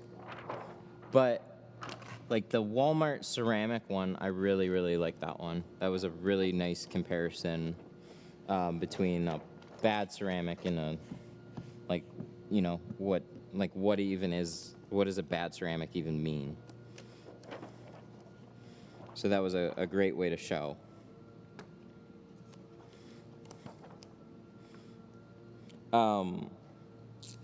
There's just more reach on dedicated videos. There's more reach, more people watch them. You can usually get a clear message across because you took the time to like sit there and edit and explain something in a shorter amount of time than a 2-hour live stream.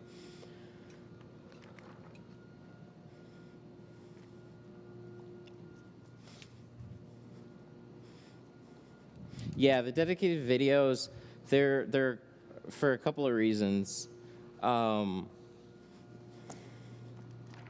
So I can, you know, usually mess around with something that's kind of different. So I wouldn't be installing that Walmart film on a client's vehicle, but in a video, yeah, sure. You know, it makes sense to put a lot more time into a video like that because it has a better chance of doing well when it's framed that way. Doing a live stream about it just wouldn't quite do the same. It'd still be fun, though.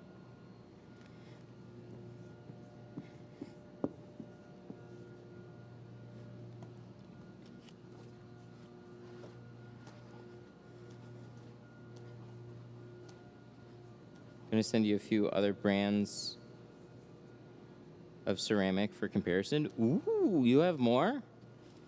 What do you want to send? I'm listening.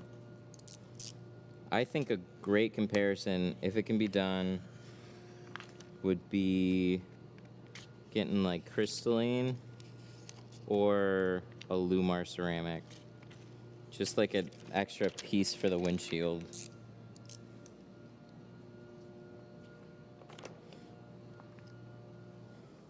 But yeah, that type of stuff is better served in a video anyways. Lumar, ooh, he said it. Heck yeah. Oh, that's awesome.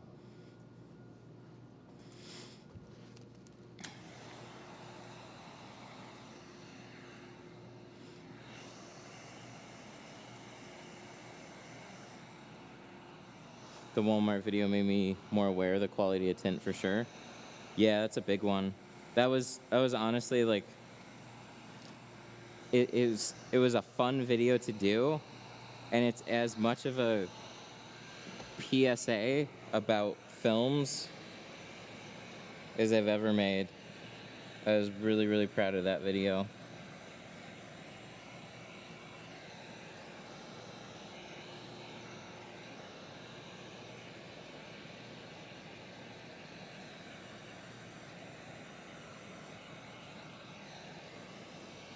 But yeah, they're, you just have to, took me a long time and a lot of paying attention, kind of really understand different types of videos, what has a chance of doing well, what doesn't. A lot of it is thumbnail and title, more of it being the title, and just figuring out an angle that's always a little different and very intriguing that makes somebody wants to watch your video.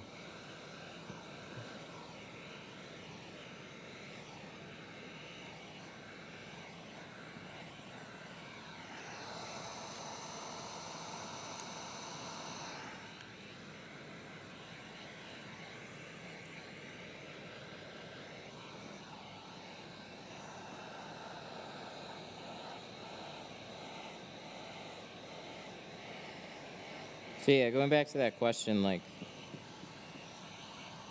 really has your channel helped your business? Yes, very much. But there's still a lot of people that are calling, just asking for an appointment or pricing, just like any other shop.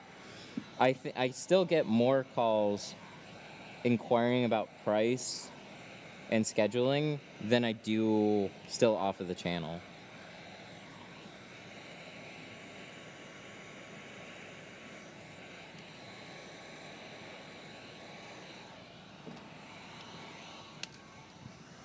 To put it in any type of perspective.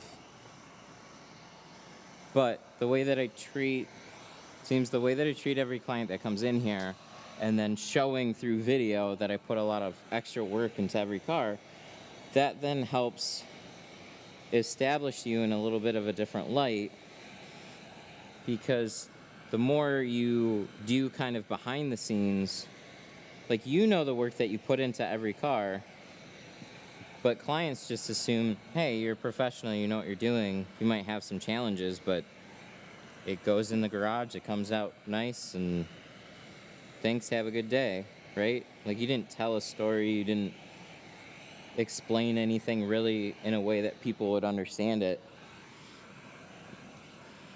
So, as we've seen with a lot of content pieces out there, you know, oh, dark on the outside, clear on the inside. It's like, you know, a general consumer doesn't know much about tint at all. They see a dark vehicle, they think it's impossible to see through. How can somebody drive around with that? That's crazy. Where we see that and we know exactly what it looks like from the inside.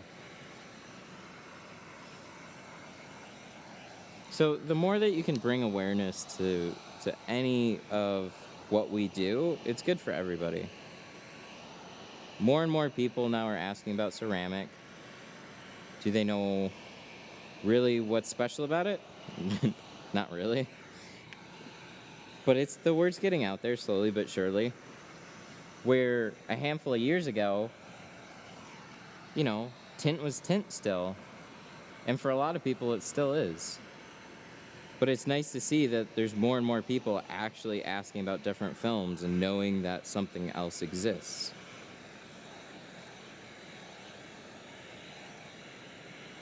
It just helps you be a better business.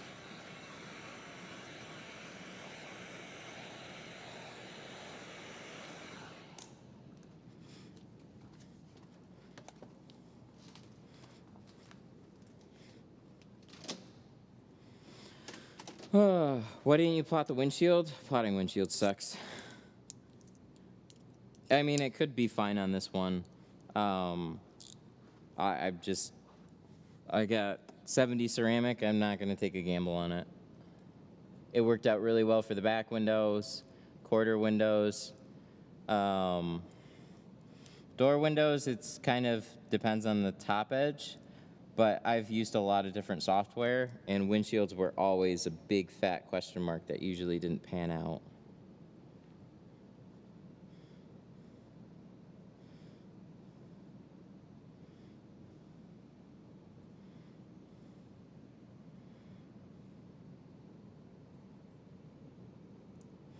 Does anybody know the basic laws of semi-trucks? I want to push the fact that you can have a clear film with some benefits.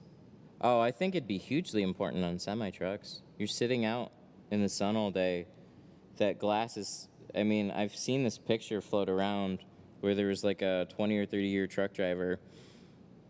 The left side of his face was basically looked melted compared to the right side of his face. You're just sitting there, you're getting sun damage all day. Your glass will filter some UV. But it kind of just depends on the glass that you have. Laminated windows will filter a good amount of UV. Tempered windows kind of just depends. Some will filter some.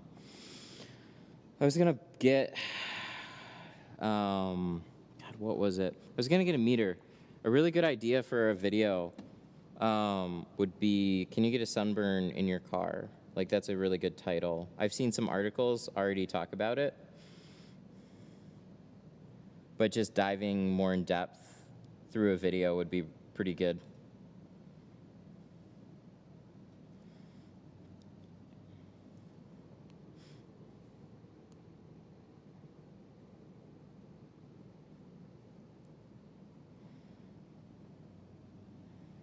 So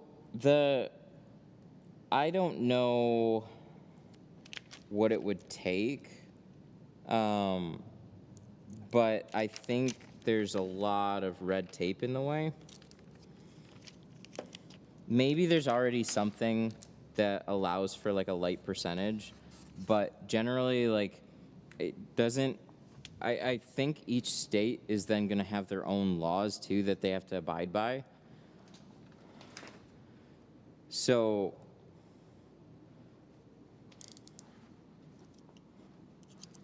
you know, a 70% clear thing might just go unnoticed when they're pulling their vehicle through, but to actually get it some sort of state approval might just be a big wall.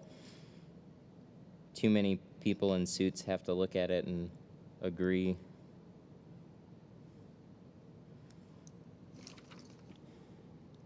I have no idea what kind of headaches that's going to take. Something for the IWFA, probably.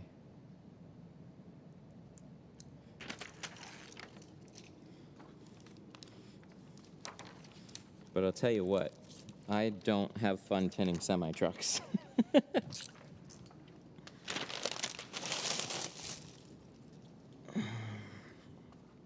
Clear film. Yeah, it would be harmless. But yeah, you have to prove that on paper then.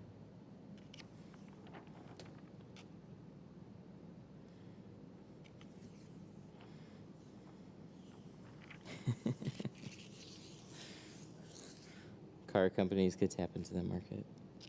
Age-defying windows? No. They already do. They do UV glass. Look at the stamps. So like I said, on some, it just depends on what this says. This says transparent, 70% minimum, solar tint. Like, they already do stuff. They just don't market it because it's kind of something that nobody really cares and either expects or doesn't think about. Too much explaining. So they do. It's not that they don't block any UV. So on some front windows, you know, they've gone as far as what? Ford does the sound screens. So they touted it as keeping your car quieter. That's a big thing. So they definitely do stuff. Whatever helps them market their vehicles better. Just as far as state laws go, you know, it's not worth a lot of these companies trying to change them. It may be worth it for film companies too, and health benefits, obviously. But I don't know.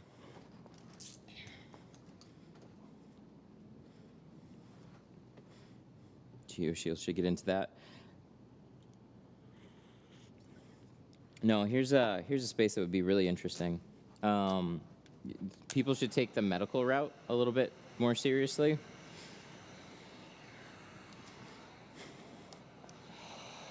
I think a good way.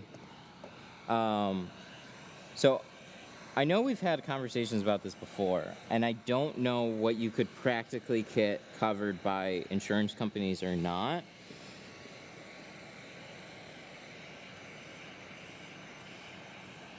But SolarGuard's got a film they call SPF.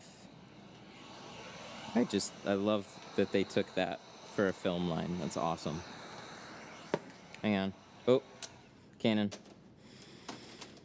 Canon! There we go. Oh, good.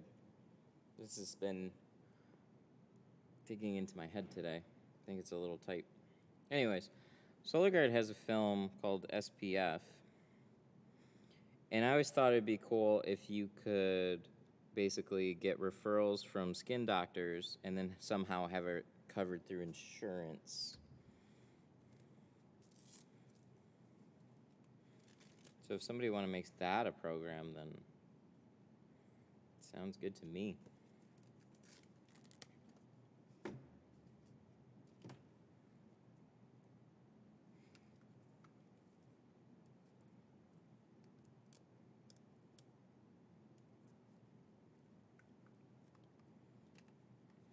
I can't recall what film manufacturer it was, but they advertised Skin Cancer Foundation.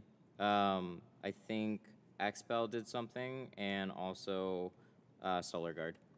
Those are the two that I know of. There may be more.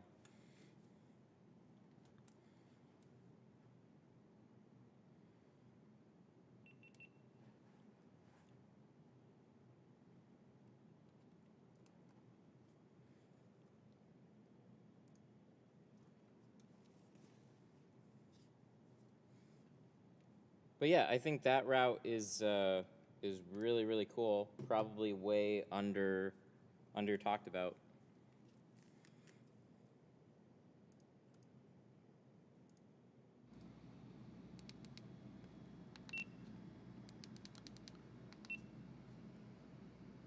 Cool. Yeah, right. Good time for battery change.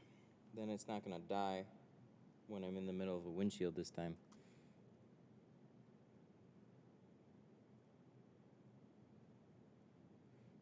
I'd love to see Kim K advertising her tint studio windows. I don't think she'd care.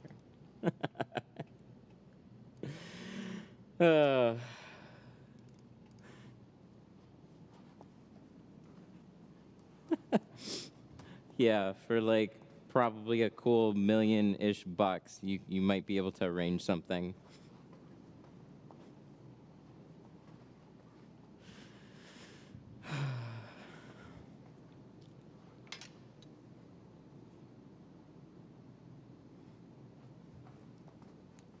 But yeah, I always thought something like that would be an interesting setup. Even if you couldn't get it covered through insurance, maybe you could, it'd be worth visiting different doctors' offices, talking to them, having some sort of program where, you know, like all the other ones, they get a kickback for referring somebody over. I don't know. That's generally how some of that stuff works. I remember them doing that for for dealerships back in the day. They would get spiffs for sending over work. Sales guys would.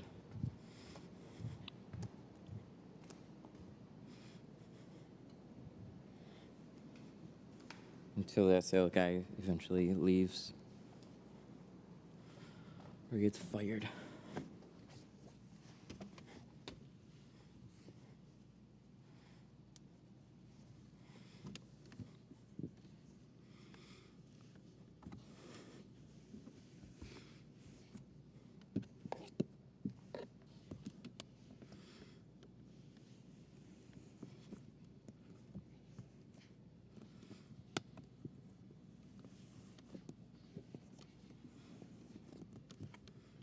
Wow, I can't get this side to stay in. There we go. Maybe. Maybe.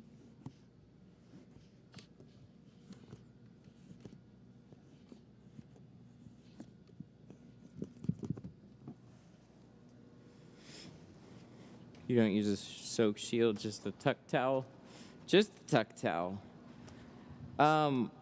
If I'm gonna do a soak shield, I'll put it in at this point after I do the towel. This one, I think we could probably do both.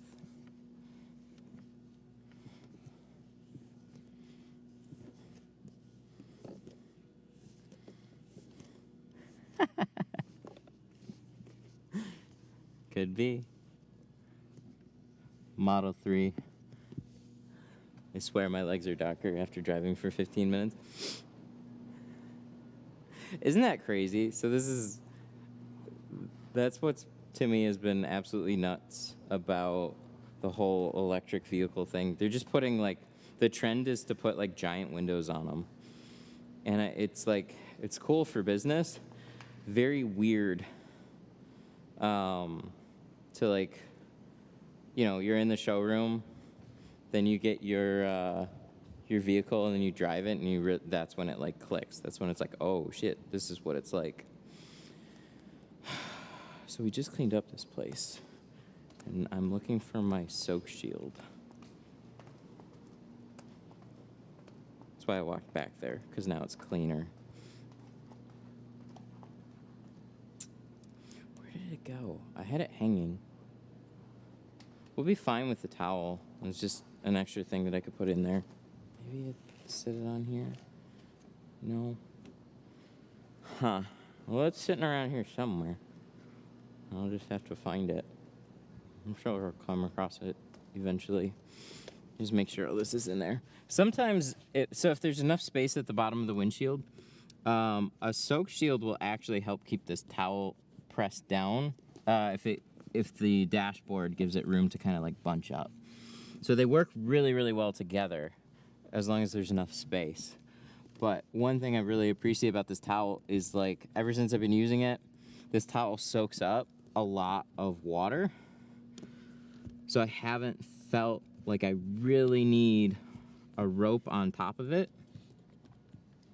And the towel does a really good job of just trying to lay flat against the dashboard, where like so many other towels will bunch up.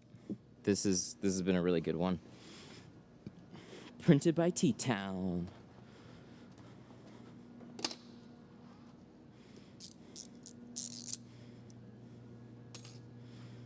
They did a nice job with them. It's been cool.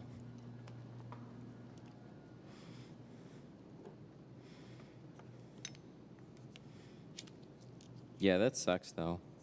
Model 3. And then it's just like all the sun bleeds through. And so the whole car is just, it's just glass. What I noticed on the last two Model Ys that I did was the sunroofs were tinted, as far as I could tell, limo or slightly darker. And what was it? And the windshield didn't block any heat. But the sunroof, it was all dark. It had additional heat protection, which is good, because I think they should at least do that. But all the rest of the glass, nope.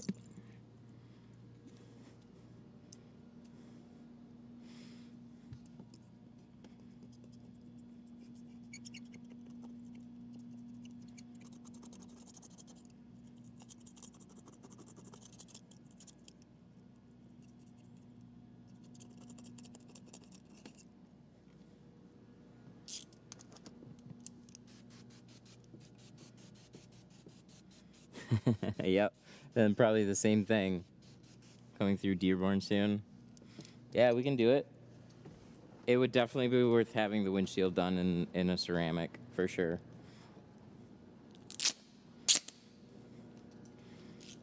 If you're going to want the rest of it done,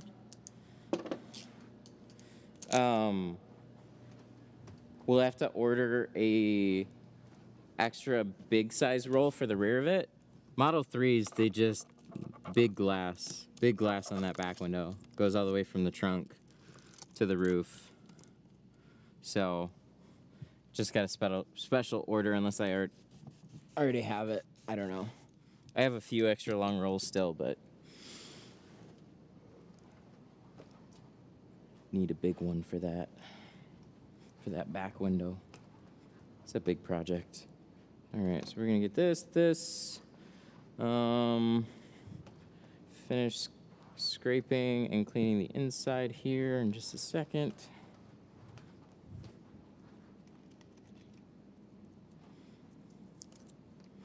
Start over on the driver's side.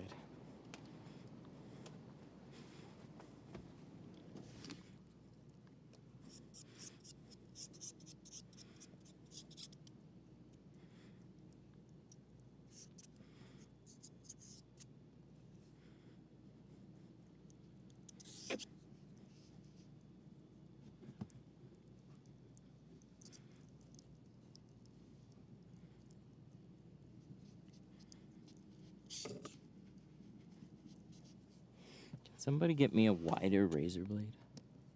I know the Triumph ones.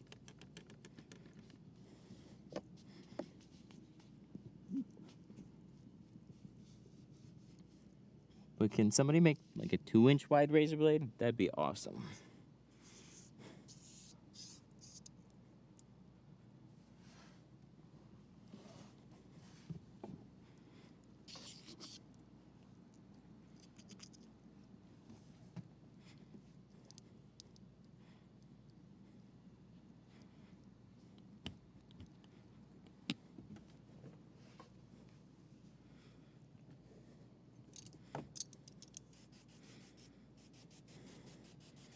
How long does it take for shipping? Usually by the end of the week. So if you catch me at the just plan for up to a week for it.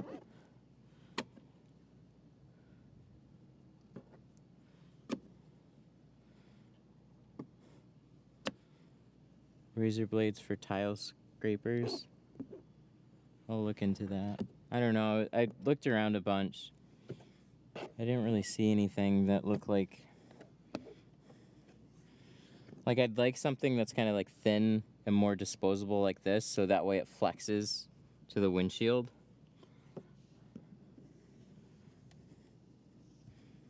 So if they're like that, then yay. But if they're thicker, they'll probably scare me a little bit.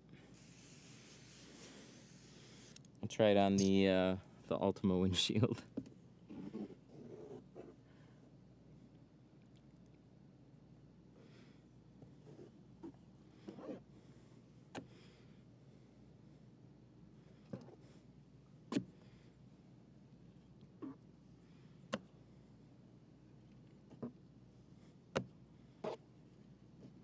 Oh yeah, I should get that extra wide hybrid too.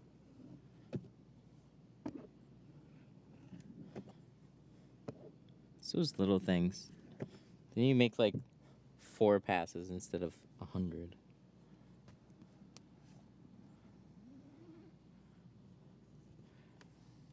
I've seen and I've tried it myself. I've taken a knife and I've bent it sideways. It just doesn't do the same. It's hard to keep even pressure with the end of a knife. Usually does like half.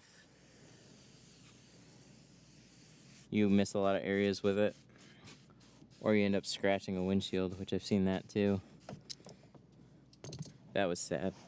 Somebody took a knife to a windshield. Just like I was doing for the lower sticker, and they were just not being careful or something. They put scratches through that entire windshield.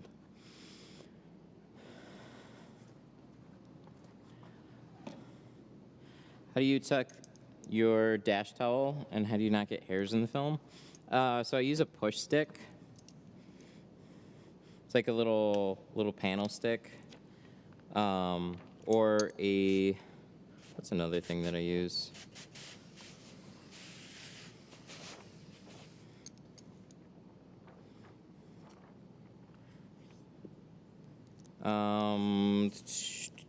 What is it called? A side swipe? Swipe isn't that bad either at trying to squeegee that out or push that towel down.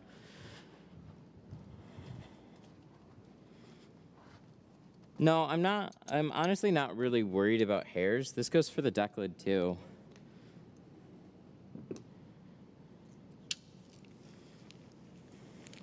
Just because you have a towel up close to your window doesn't mean you're gonna get hairs in your window. Same thing with the deck lid, right? If you have, you have a bunch of little hairs and fibers on that, shoot, you can have a bunch of bugs there and like some stuff pressed up right against the glass. But if you keep that film flat on a back window and you tuck it in, it's fine. And then with the windshield, we're reverse rolling it. So the only area that's touching the glass is the exposed part of the film, and it's not scraping against the towel. I had a comment on one of my videos. They're like, "That's a guaranteed way to put creases in the bottom." No. If it was putting creases in the bottom, I wouldn't be doing it. You just gotta do it right. Same thing with two-staging. I think there's a lot of people that make blanket statements that never really got good at doing it that way. So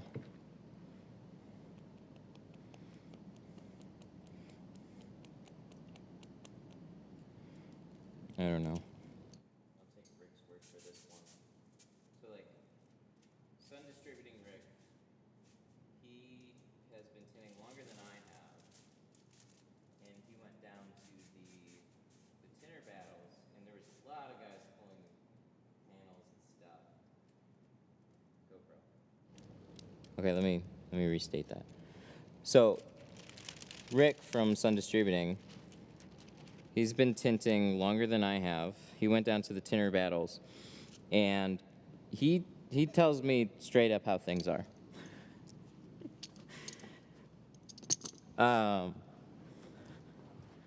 So a lot of guys were pulling door panels, and he'd check over. He was just looking at everybody's work. You hear about all these guys in the Facebook group, so you're wondering like what kind of work they're putting out. It was just like by and large, he's like, man, it didn't matter if they were two-staging or bottom loading. He saw a lot of crap in people's windows that would say bottom loading so much cleaner. It's like you can get shit no matter what. It's just a matter if you do it right. Do you like the shortcut squeegee? Yes and no. It's got like one use case. So like I don't like it as much as what I want to.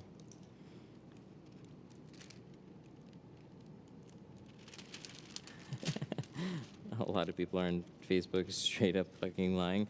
I know, but they say it with such confidence that always makes you like double check yourself. You're like, oh really? Maybe. This guy says But I swear, anytime that I've gone down all these different rabbit holes, there's always pros or cons to it. Like when we first started seeing, there's this one guy that posted like, and he just said, I don't even pull the seals when I bottom load my windows. And then you saw him do a video, and you're like, wait. Your mind immediately goes to like all these difficult cars, and then so we sent him a private message. We're like, "Hey, so what do you do on like an Audi?" He's like, "Oh, in that case, I'll do it this way instead." And it's like, "Oh, well, shit."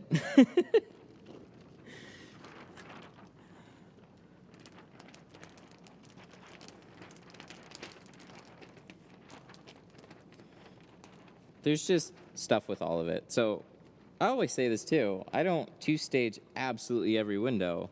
I do the vast majority of them. But if I come across one where it just doesn't make sense, like the Lexus that I did, yeah, I'm gonna pop the seal on it. It makes it way easier. So I don't know. Groups are funny. I don't remember where I even started that thought.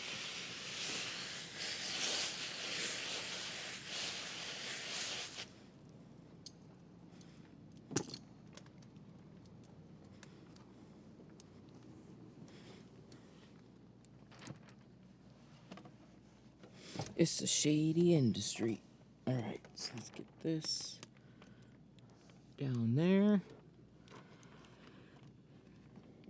Okay, so I guess we can try and pay attention to that bottom roll there.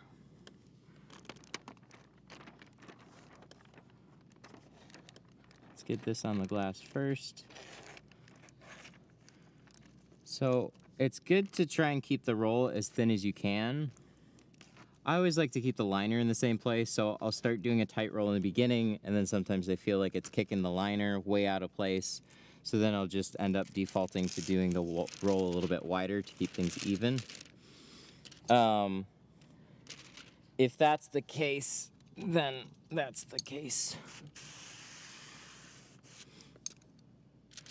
So I got kind of like an oval shaped roll here. I'm gonna pull the liner and lead it, and then just kind of like wiggle it here. And so the film is then right against the glass. It doesn't have a chance to touch the towel yet. And it's just going right against the window. Also, it's a really high quality towel, so like I don't think it's hardly gonna leave any fibers behind either. Maybe I can do that. Maybe that'll help keep my windshield cleaner. I'll tell you what I have had happen with windshields though.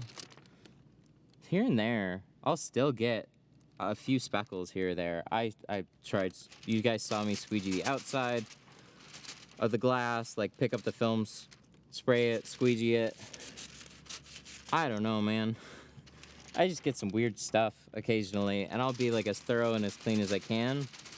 But all that squeegeeing helps keep all the sides way cleaner than I used to have when I first started doing it this way. But reverse rolling for me is so smooth. It stays hyper clean. I just still have occasionally something that I have to deal with, so maybe we're just gonna try this. Flush down an area that is already on the glass. That makes sense, right?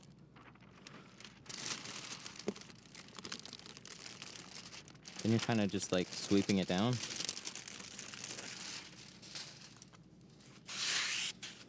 Sound distributing is awesome, man. There's such like... that handle's getting in the way. There's such an anomaly. Oh, shit. Oh, no. Okay. Breathe. I think I missed some adhesive down here. I see it turned white. I did a lot of this. I missed some adhesive. Oh, I think I got it. Don't hit the film. Don't drop the film. Wow, I thought I got all of it. Okay, cool. Now please slide.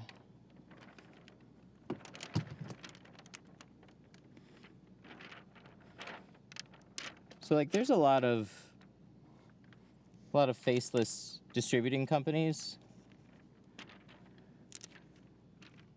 that like I don't know how any one company gets its start.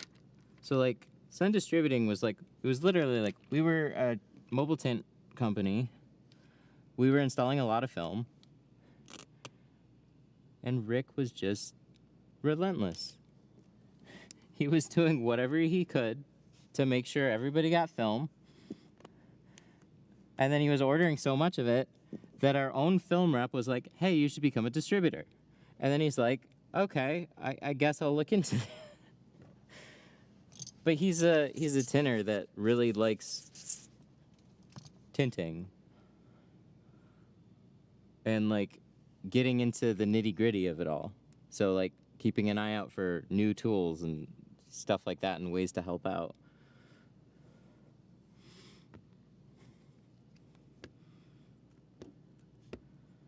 Super, super cool company.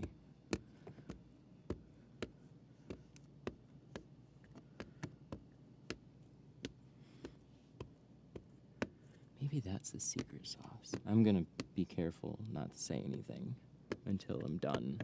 But maybe that helps. You know, I just thought of that too. I don't like flushing any more water than I have to down a windshield. But let me check it over. But the whole idea of peeling a liner, setting it back down, rolling the whole film up. Initially I thought it would be super dirty that way, but it's not.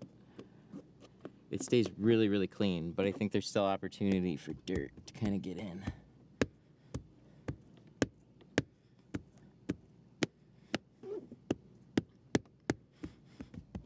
So I'm gonna get all this out, check it over.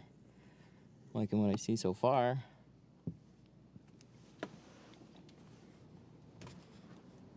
But yeah, it was weird. So like, I did this truck on Saturday. I think it was an F150. Yeah, like that. See, I think that's a little dust bunny. That's fine. That we can get out.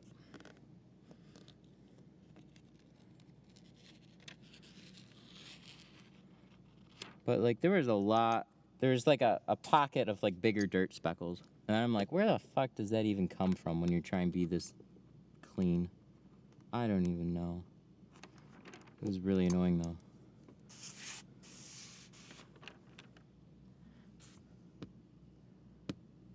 Yeah, that's small. Small makes it annoying. Ooh, I see it.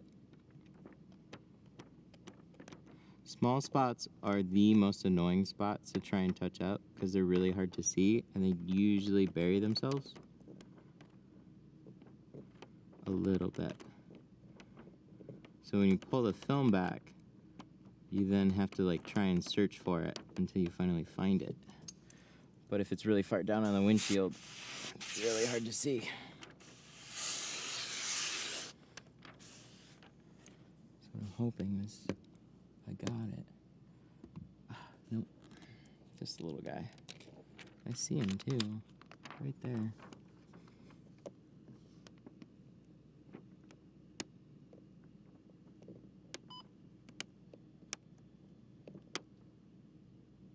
There it is.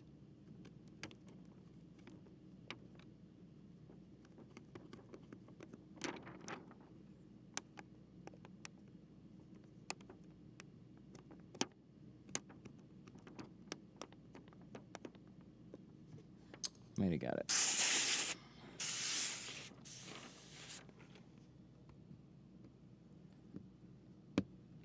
Aha! Got it.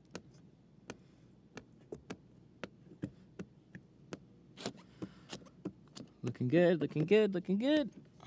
Yes. Everything else looks great. Cool. Alright. Well, I might try that again next time.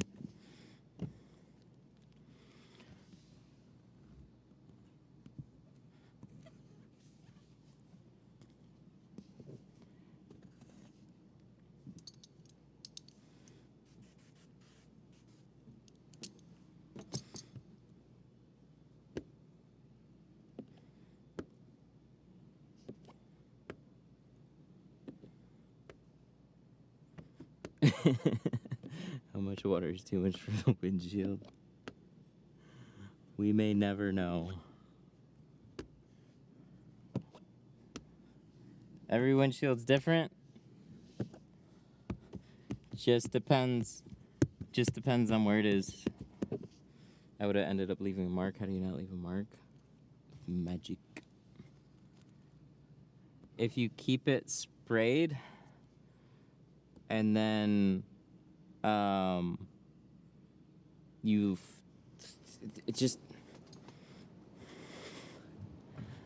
it's possible to leave a mark. So I was just lightly scraping my fingernail over that one spot, that one area really, not putting too much pressure until it eventually worked loose. It's kind of a coin flip though. You can make a spot worse. Just this film has a good glue. I just wish, like, whenever I have a spot like that, it's so much better when those things are a little bit bigger.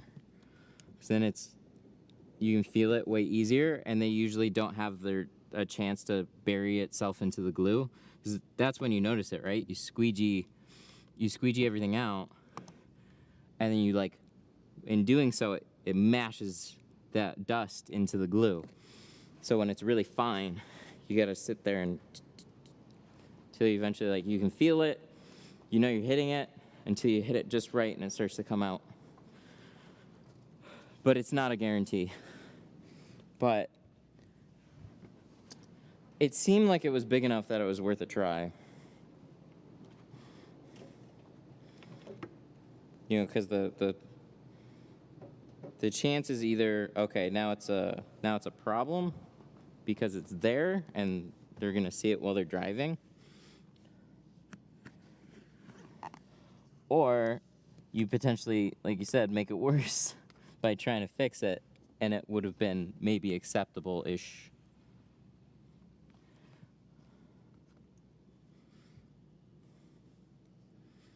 Good, this is good. Yeah, this turned out really nice. I'm gonna clean the outside.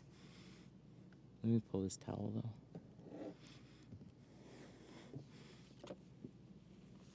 Also, this towel pulls easier than a rope too. It's heavy.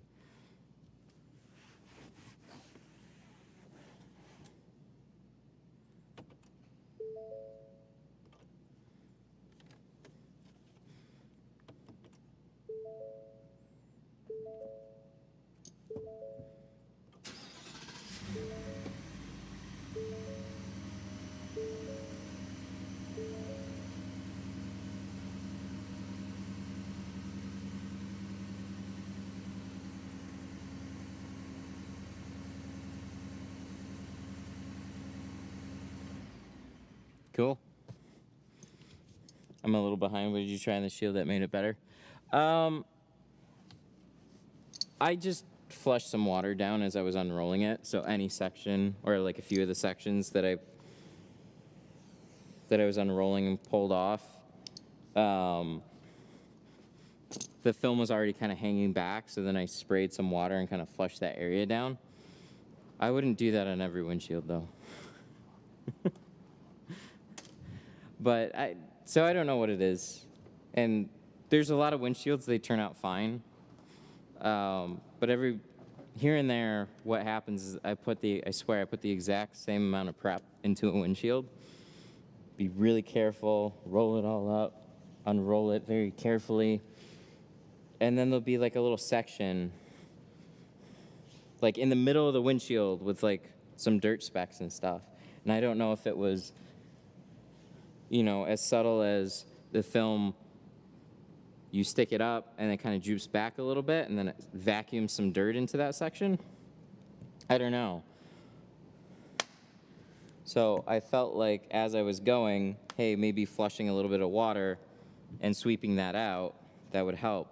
I also don't know, maybe it's when you roll up the entire roll, dirt is seeping in from the underside into your film. Who knows exactly? I just pulling my hair a little bit with some of these because consistency is really important. And when you're doing everything to be careful and it's still not consistent, you're like, what the hell am I doing wrong? It's one reason I actually started using dry shrink prep, because I felt the bag was going to be cleaner than wiping a dryer sheet over the window. Like little fibers from it or little bits, then wouldn't be a problem because the bag is clean.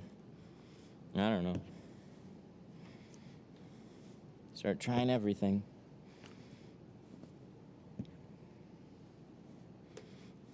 But I think spraying extra water is maybe a Band-Aid solution. A little sketchy. Oh, that's all on the outside. This looks good though. I'm very happy with this one. This looks really, really clean.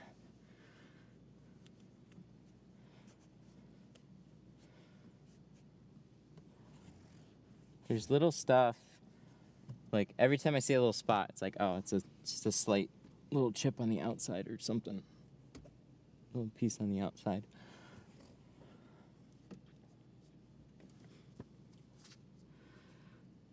Looks good.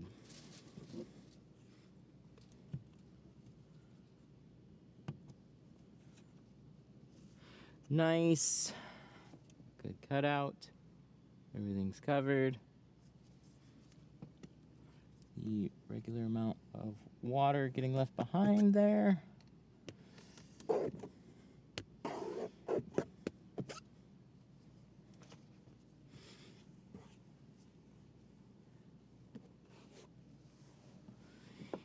Yeah.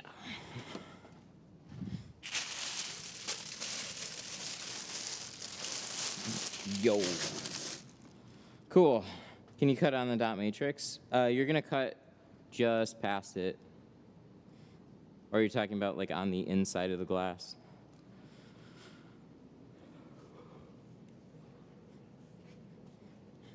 They will dull out your blade very quickly.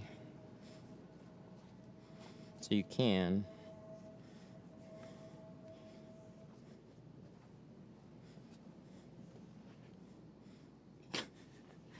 I want to be just like you when I get older.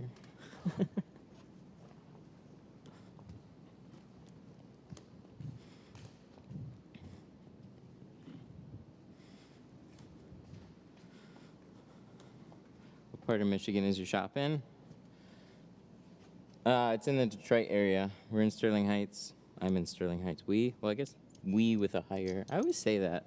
I've heard a company is like we. It's me. Yeah, Sterling Heights. Oh, shit.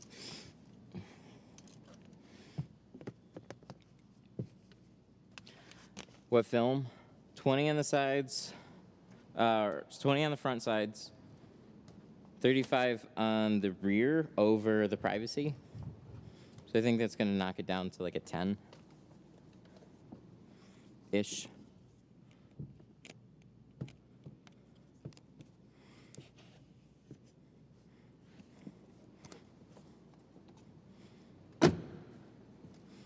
So let me get this buttoned up.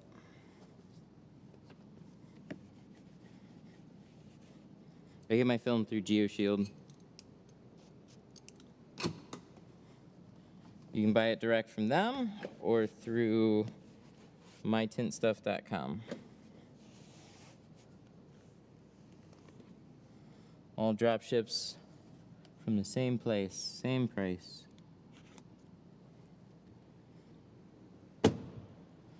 Yay!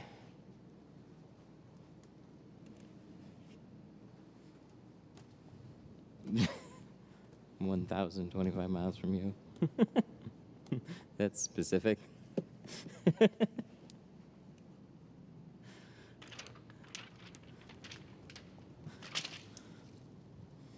Oklahoma. Can't say I've been there. Maybe driven through it though.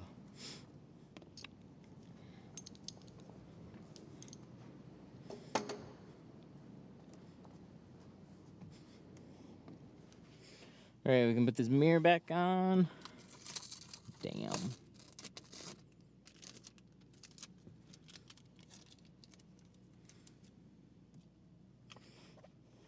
This looks good.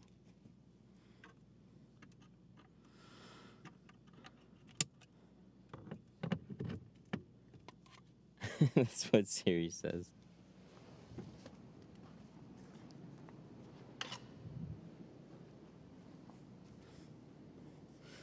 Then probably pretty accurate. All right, screw that back down. Boom. Cha-cha-cha. There's the key. That's an interesting place for me to hide the keys, right under the seatbelt. Don't do that.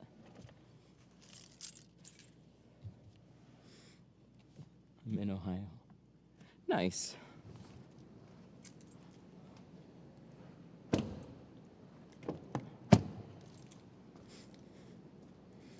I have some family down in Cincinnati that I haven't seen in a long time.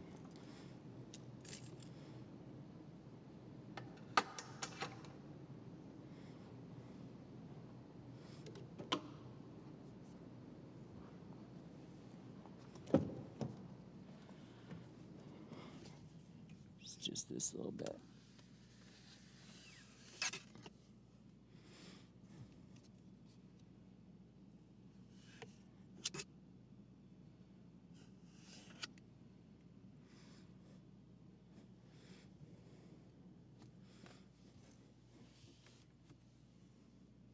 Good.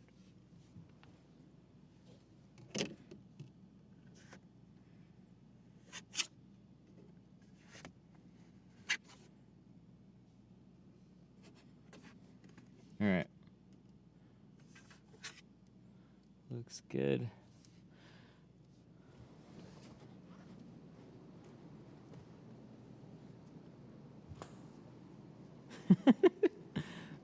It's 30 minutes from me. I'm in Dayton. I had an aunt that lived in Ohio when I was a child growing up in Nebraska. Nice.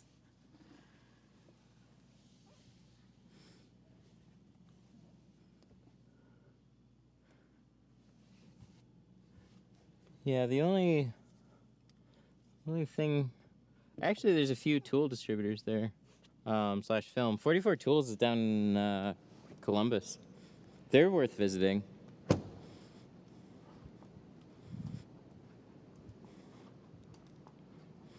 I think ASWF is over there. It's actually a good distribution hub. Ohio hits a lot of states, I think.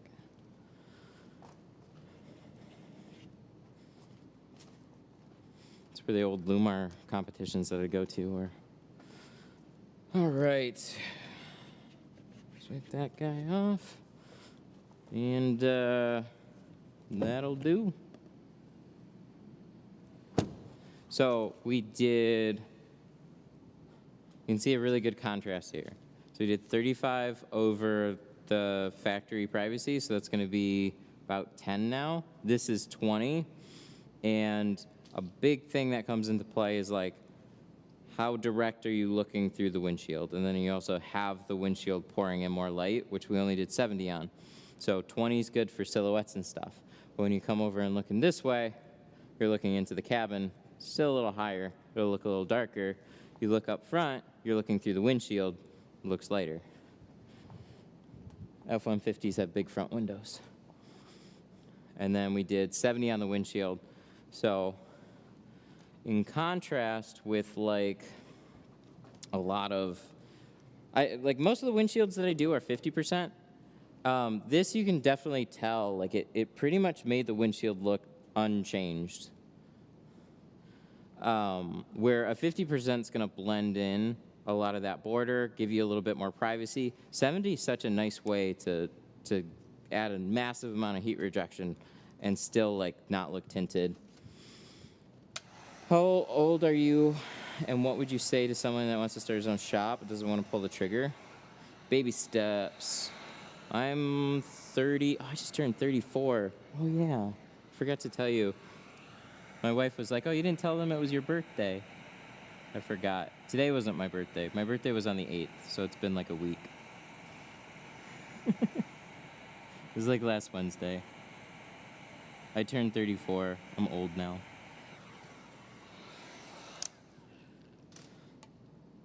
So, to be honest, I have my own shop now.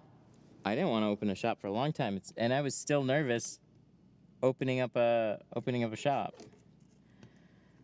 If you can figure out how to have 1 foot in one door and 1 foot in another door, you'll feel a lot better about it, and you'll know when it's kind of time to do it. Happy belated birthday. Thank you. Oh, God, there's one little finger. One little finger. Little guy right at the bottom of the windshield.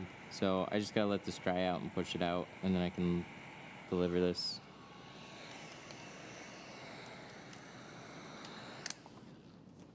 So if you can, like, just because you open up a shop doesn't mean you need to be there every day of the week. And if you can tint out of like a home garage or something in the meantime while you're building up a client base, that's the best way to know when you can really transition to a physical location without having to take that leap.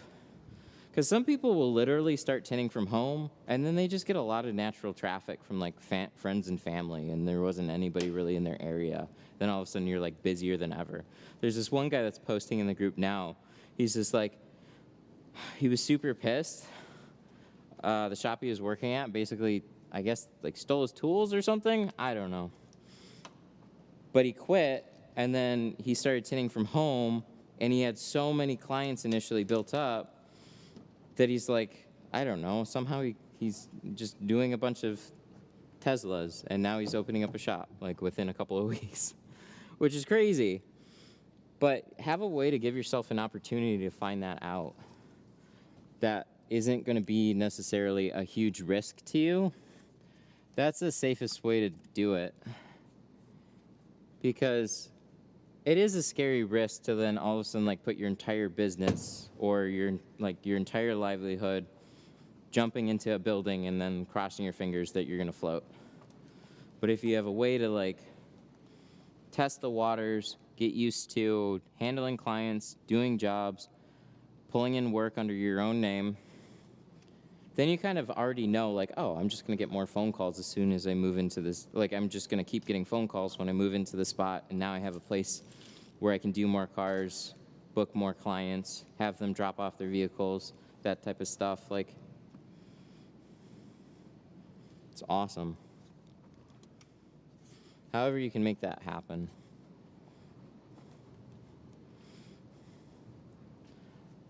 I'm all the way from Idaho, 2,034 miles. Everybody's gonna check their distance now. Happy belated birthday and thanks. I think it's time, but really nervous. Yeah, I was super nervous too. So I was at my home garage. I got to do that for about 4 or 5 months.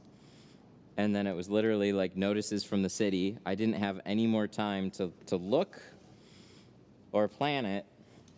Canon. So I literally just looked at things that I could find. And then, you know, there's little things like it's going to take a day or two to plan a time that you can go look at a space unless they just happen to be available. But usually you have to schedule something. And then just, you know, saw the space, saw another one, and I'm like, well, I don't really have any other good option. I looked at probably 2 or 3 spaces. 2 of those were under the guy that was handling this building. Went to look at another one, and then I just like, yeah, I'm just like, well, I got to get started again. Like, I got to find something now. And then I jumped into this place, crossed my fingers, and it's worked out. But I definitely had other ways of supporting myself while that was going on. So a big part of that was also still tinting for the glass shop. So I had mobile accounts, and I pretty much whittled it down to 1 mobile account. I had 2 at the time, whittled it down to 1, and then so I'd still go there a couple days a week. And I knew while I'm working on building up clients for my own name, I could still cover all the bills. So then it's just, now you're improving where you're at. All right, so I'm going to shout out some supers.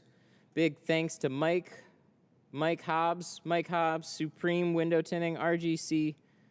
Thank you guys so much for the super chats today. I really appreciate it. Hope you enjoyed this one. You know what? He's waiting up front. Let me,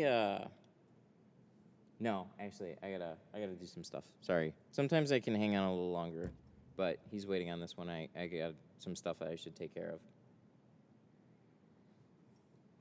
This shop looks like it's had some rooms added. None that I've added. It was like this when I moved in. So it's got a big upfront space, 500 square feet, and then like a closet section here, and the rest of it is just like open warehouse with a bathroom back there. I keep getting creases on the sides, doing the half peel method on roll downs. What am I doing wrong? You might be folding it too hard. You generally are gonna have something there, especially when the seal's a little tighter, that you just have to heat up and press out. So don't sweat it. You should be able to touch up whatever's there. I wouldn't worry about it as much unless it's like really bad creases or something, but usually it's just something light. You press all the air out and you're fine. They were telling you that you couldn't tint from your garage anymore? Mm-hmm. Yeah, so I tinted for a lot of companies, doing mobile work, really. So under one company, doing a lot of mobile work for a lot of other shops and stuff. And then I was looking to go independent so I could continue doing the channel. And what better place to do that than literally from home, right? Like, you just got your home expenses, and then you just do it all from home. That, to me, is like slam dunk. So much fun to do it that way. But the city that I'm in didn't like that. A neighbor called or something. I don't fully know. They're not going to tell me something like that. They're just going to say, yeah, you're not allowed to run a business out of there. And so I asked them what work could I do, and they told me that you could do some work, light foot traffic, that type of stuff. So I figured that was like the go-ahead that I could do it. But you can see how I dress things up, and it's very much looks like a full-blown business that way, even though he's keeping things really light. I don't know. So, yeah, technically then a business, but a very polite one. So,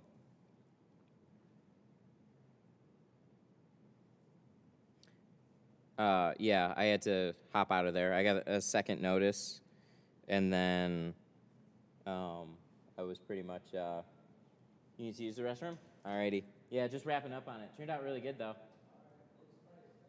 Uh-huh, no problem. There's a couple guys outside cleaning up. I think they're asking for you. They're asking for me? Yeah, I was out there smoking, and they were wondering if I worked there. And I said, no, I was getting work done. They're kind of cleaning up around the outside over there. Uh-huh. I don't know. Oh, okay. Huh.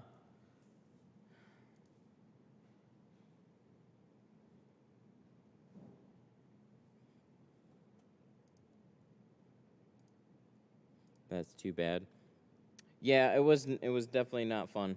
So yeah, I was sitting there and then got a second notice, and then I was just like, things were going really well. I was pulling in enough appointments, and the channel was doing pretty well.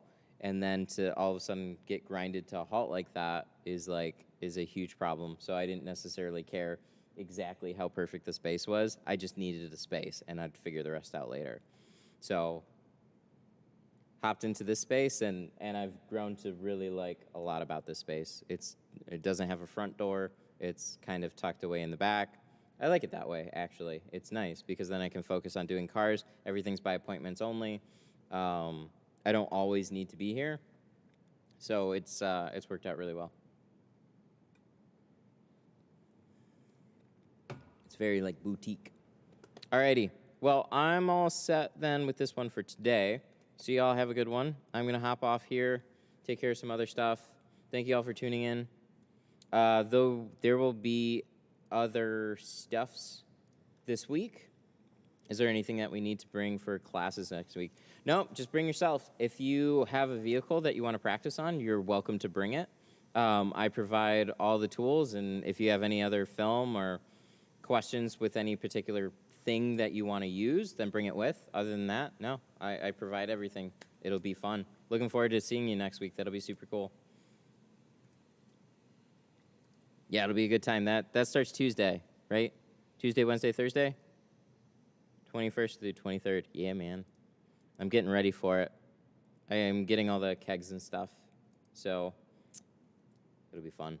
It'll be good fun again. Alrighty, guys. Have a good one.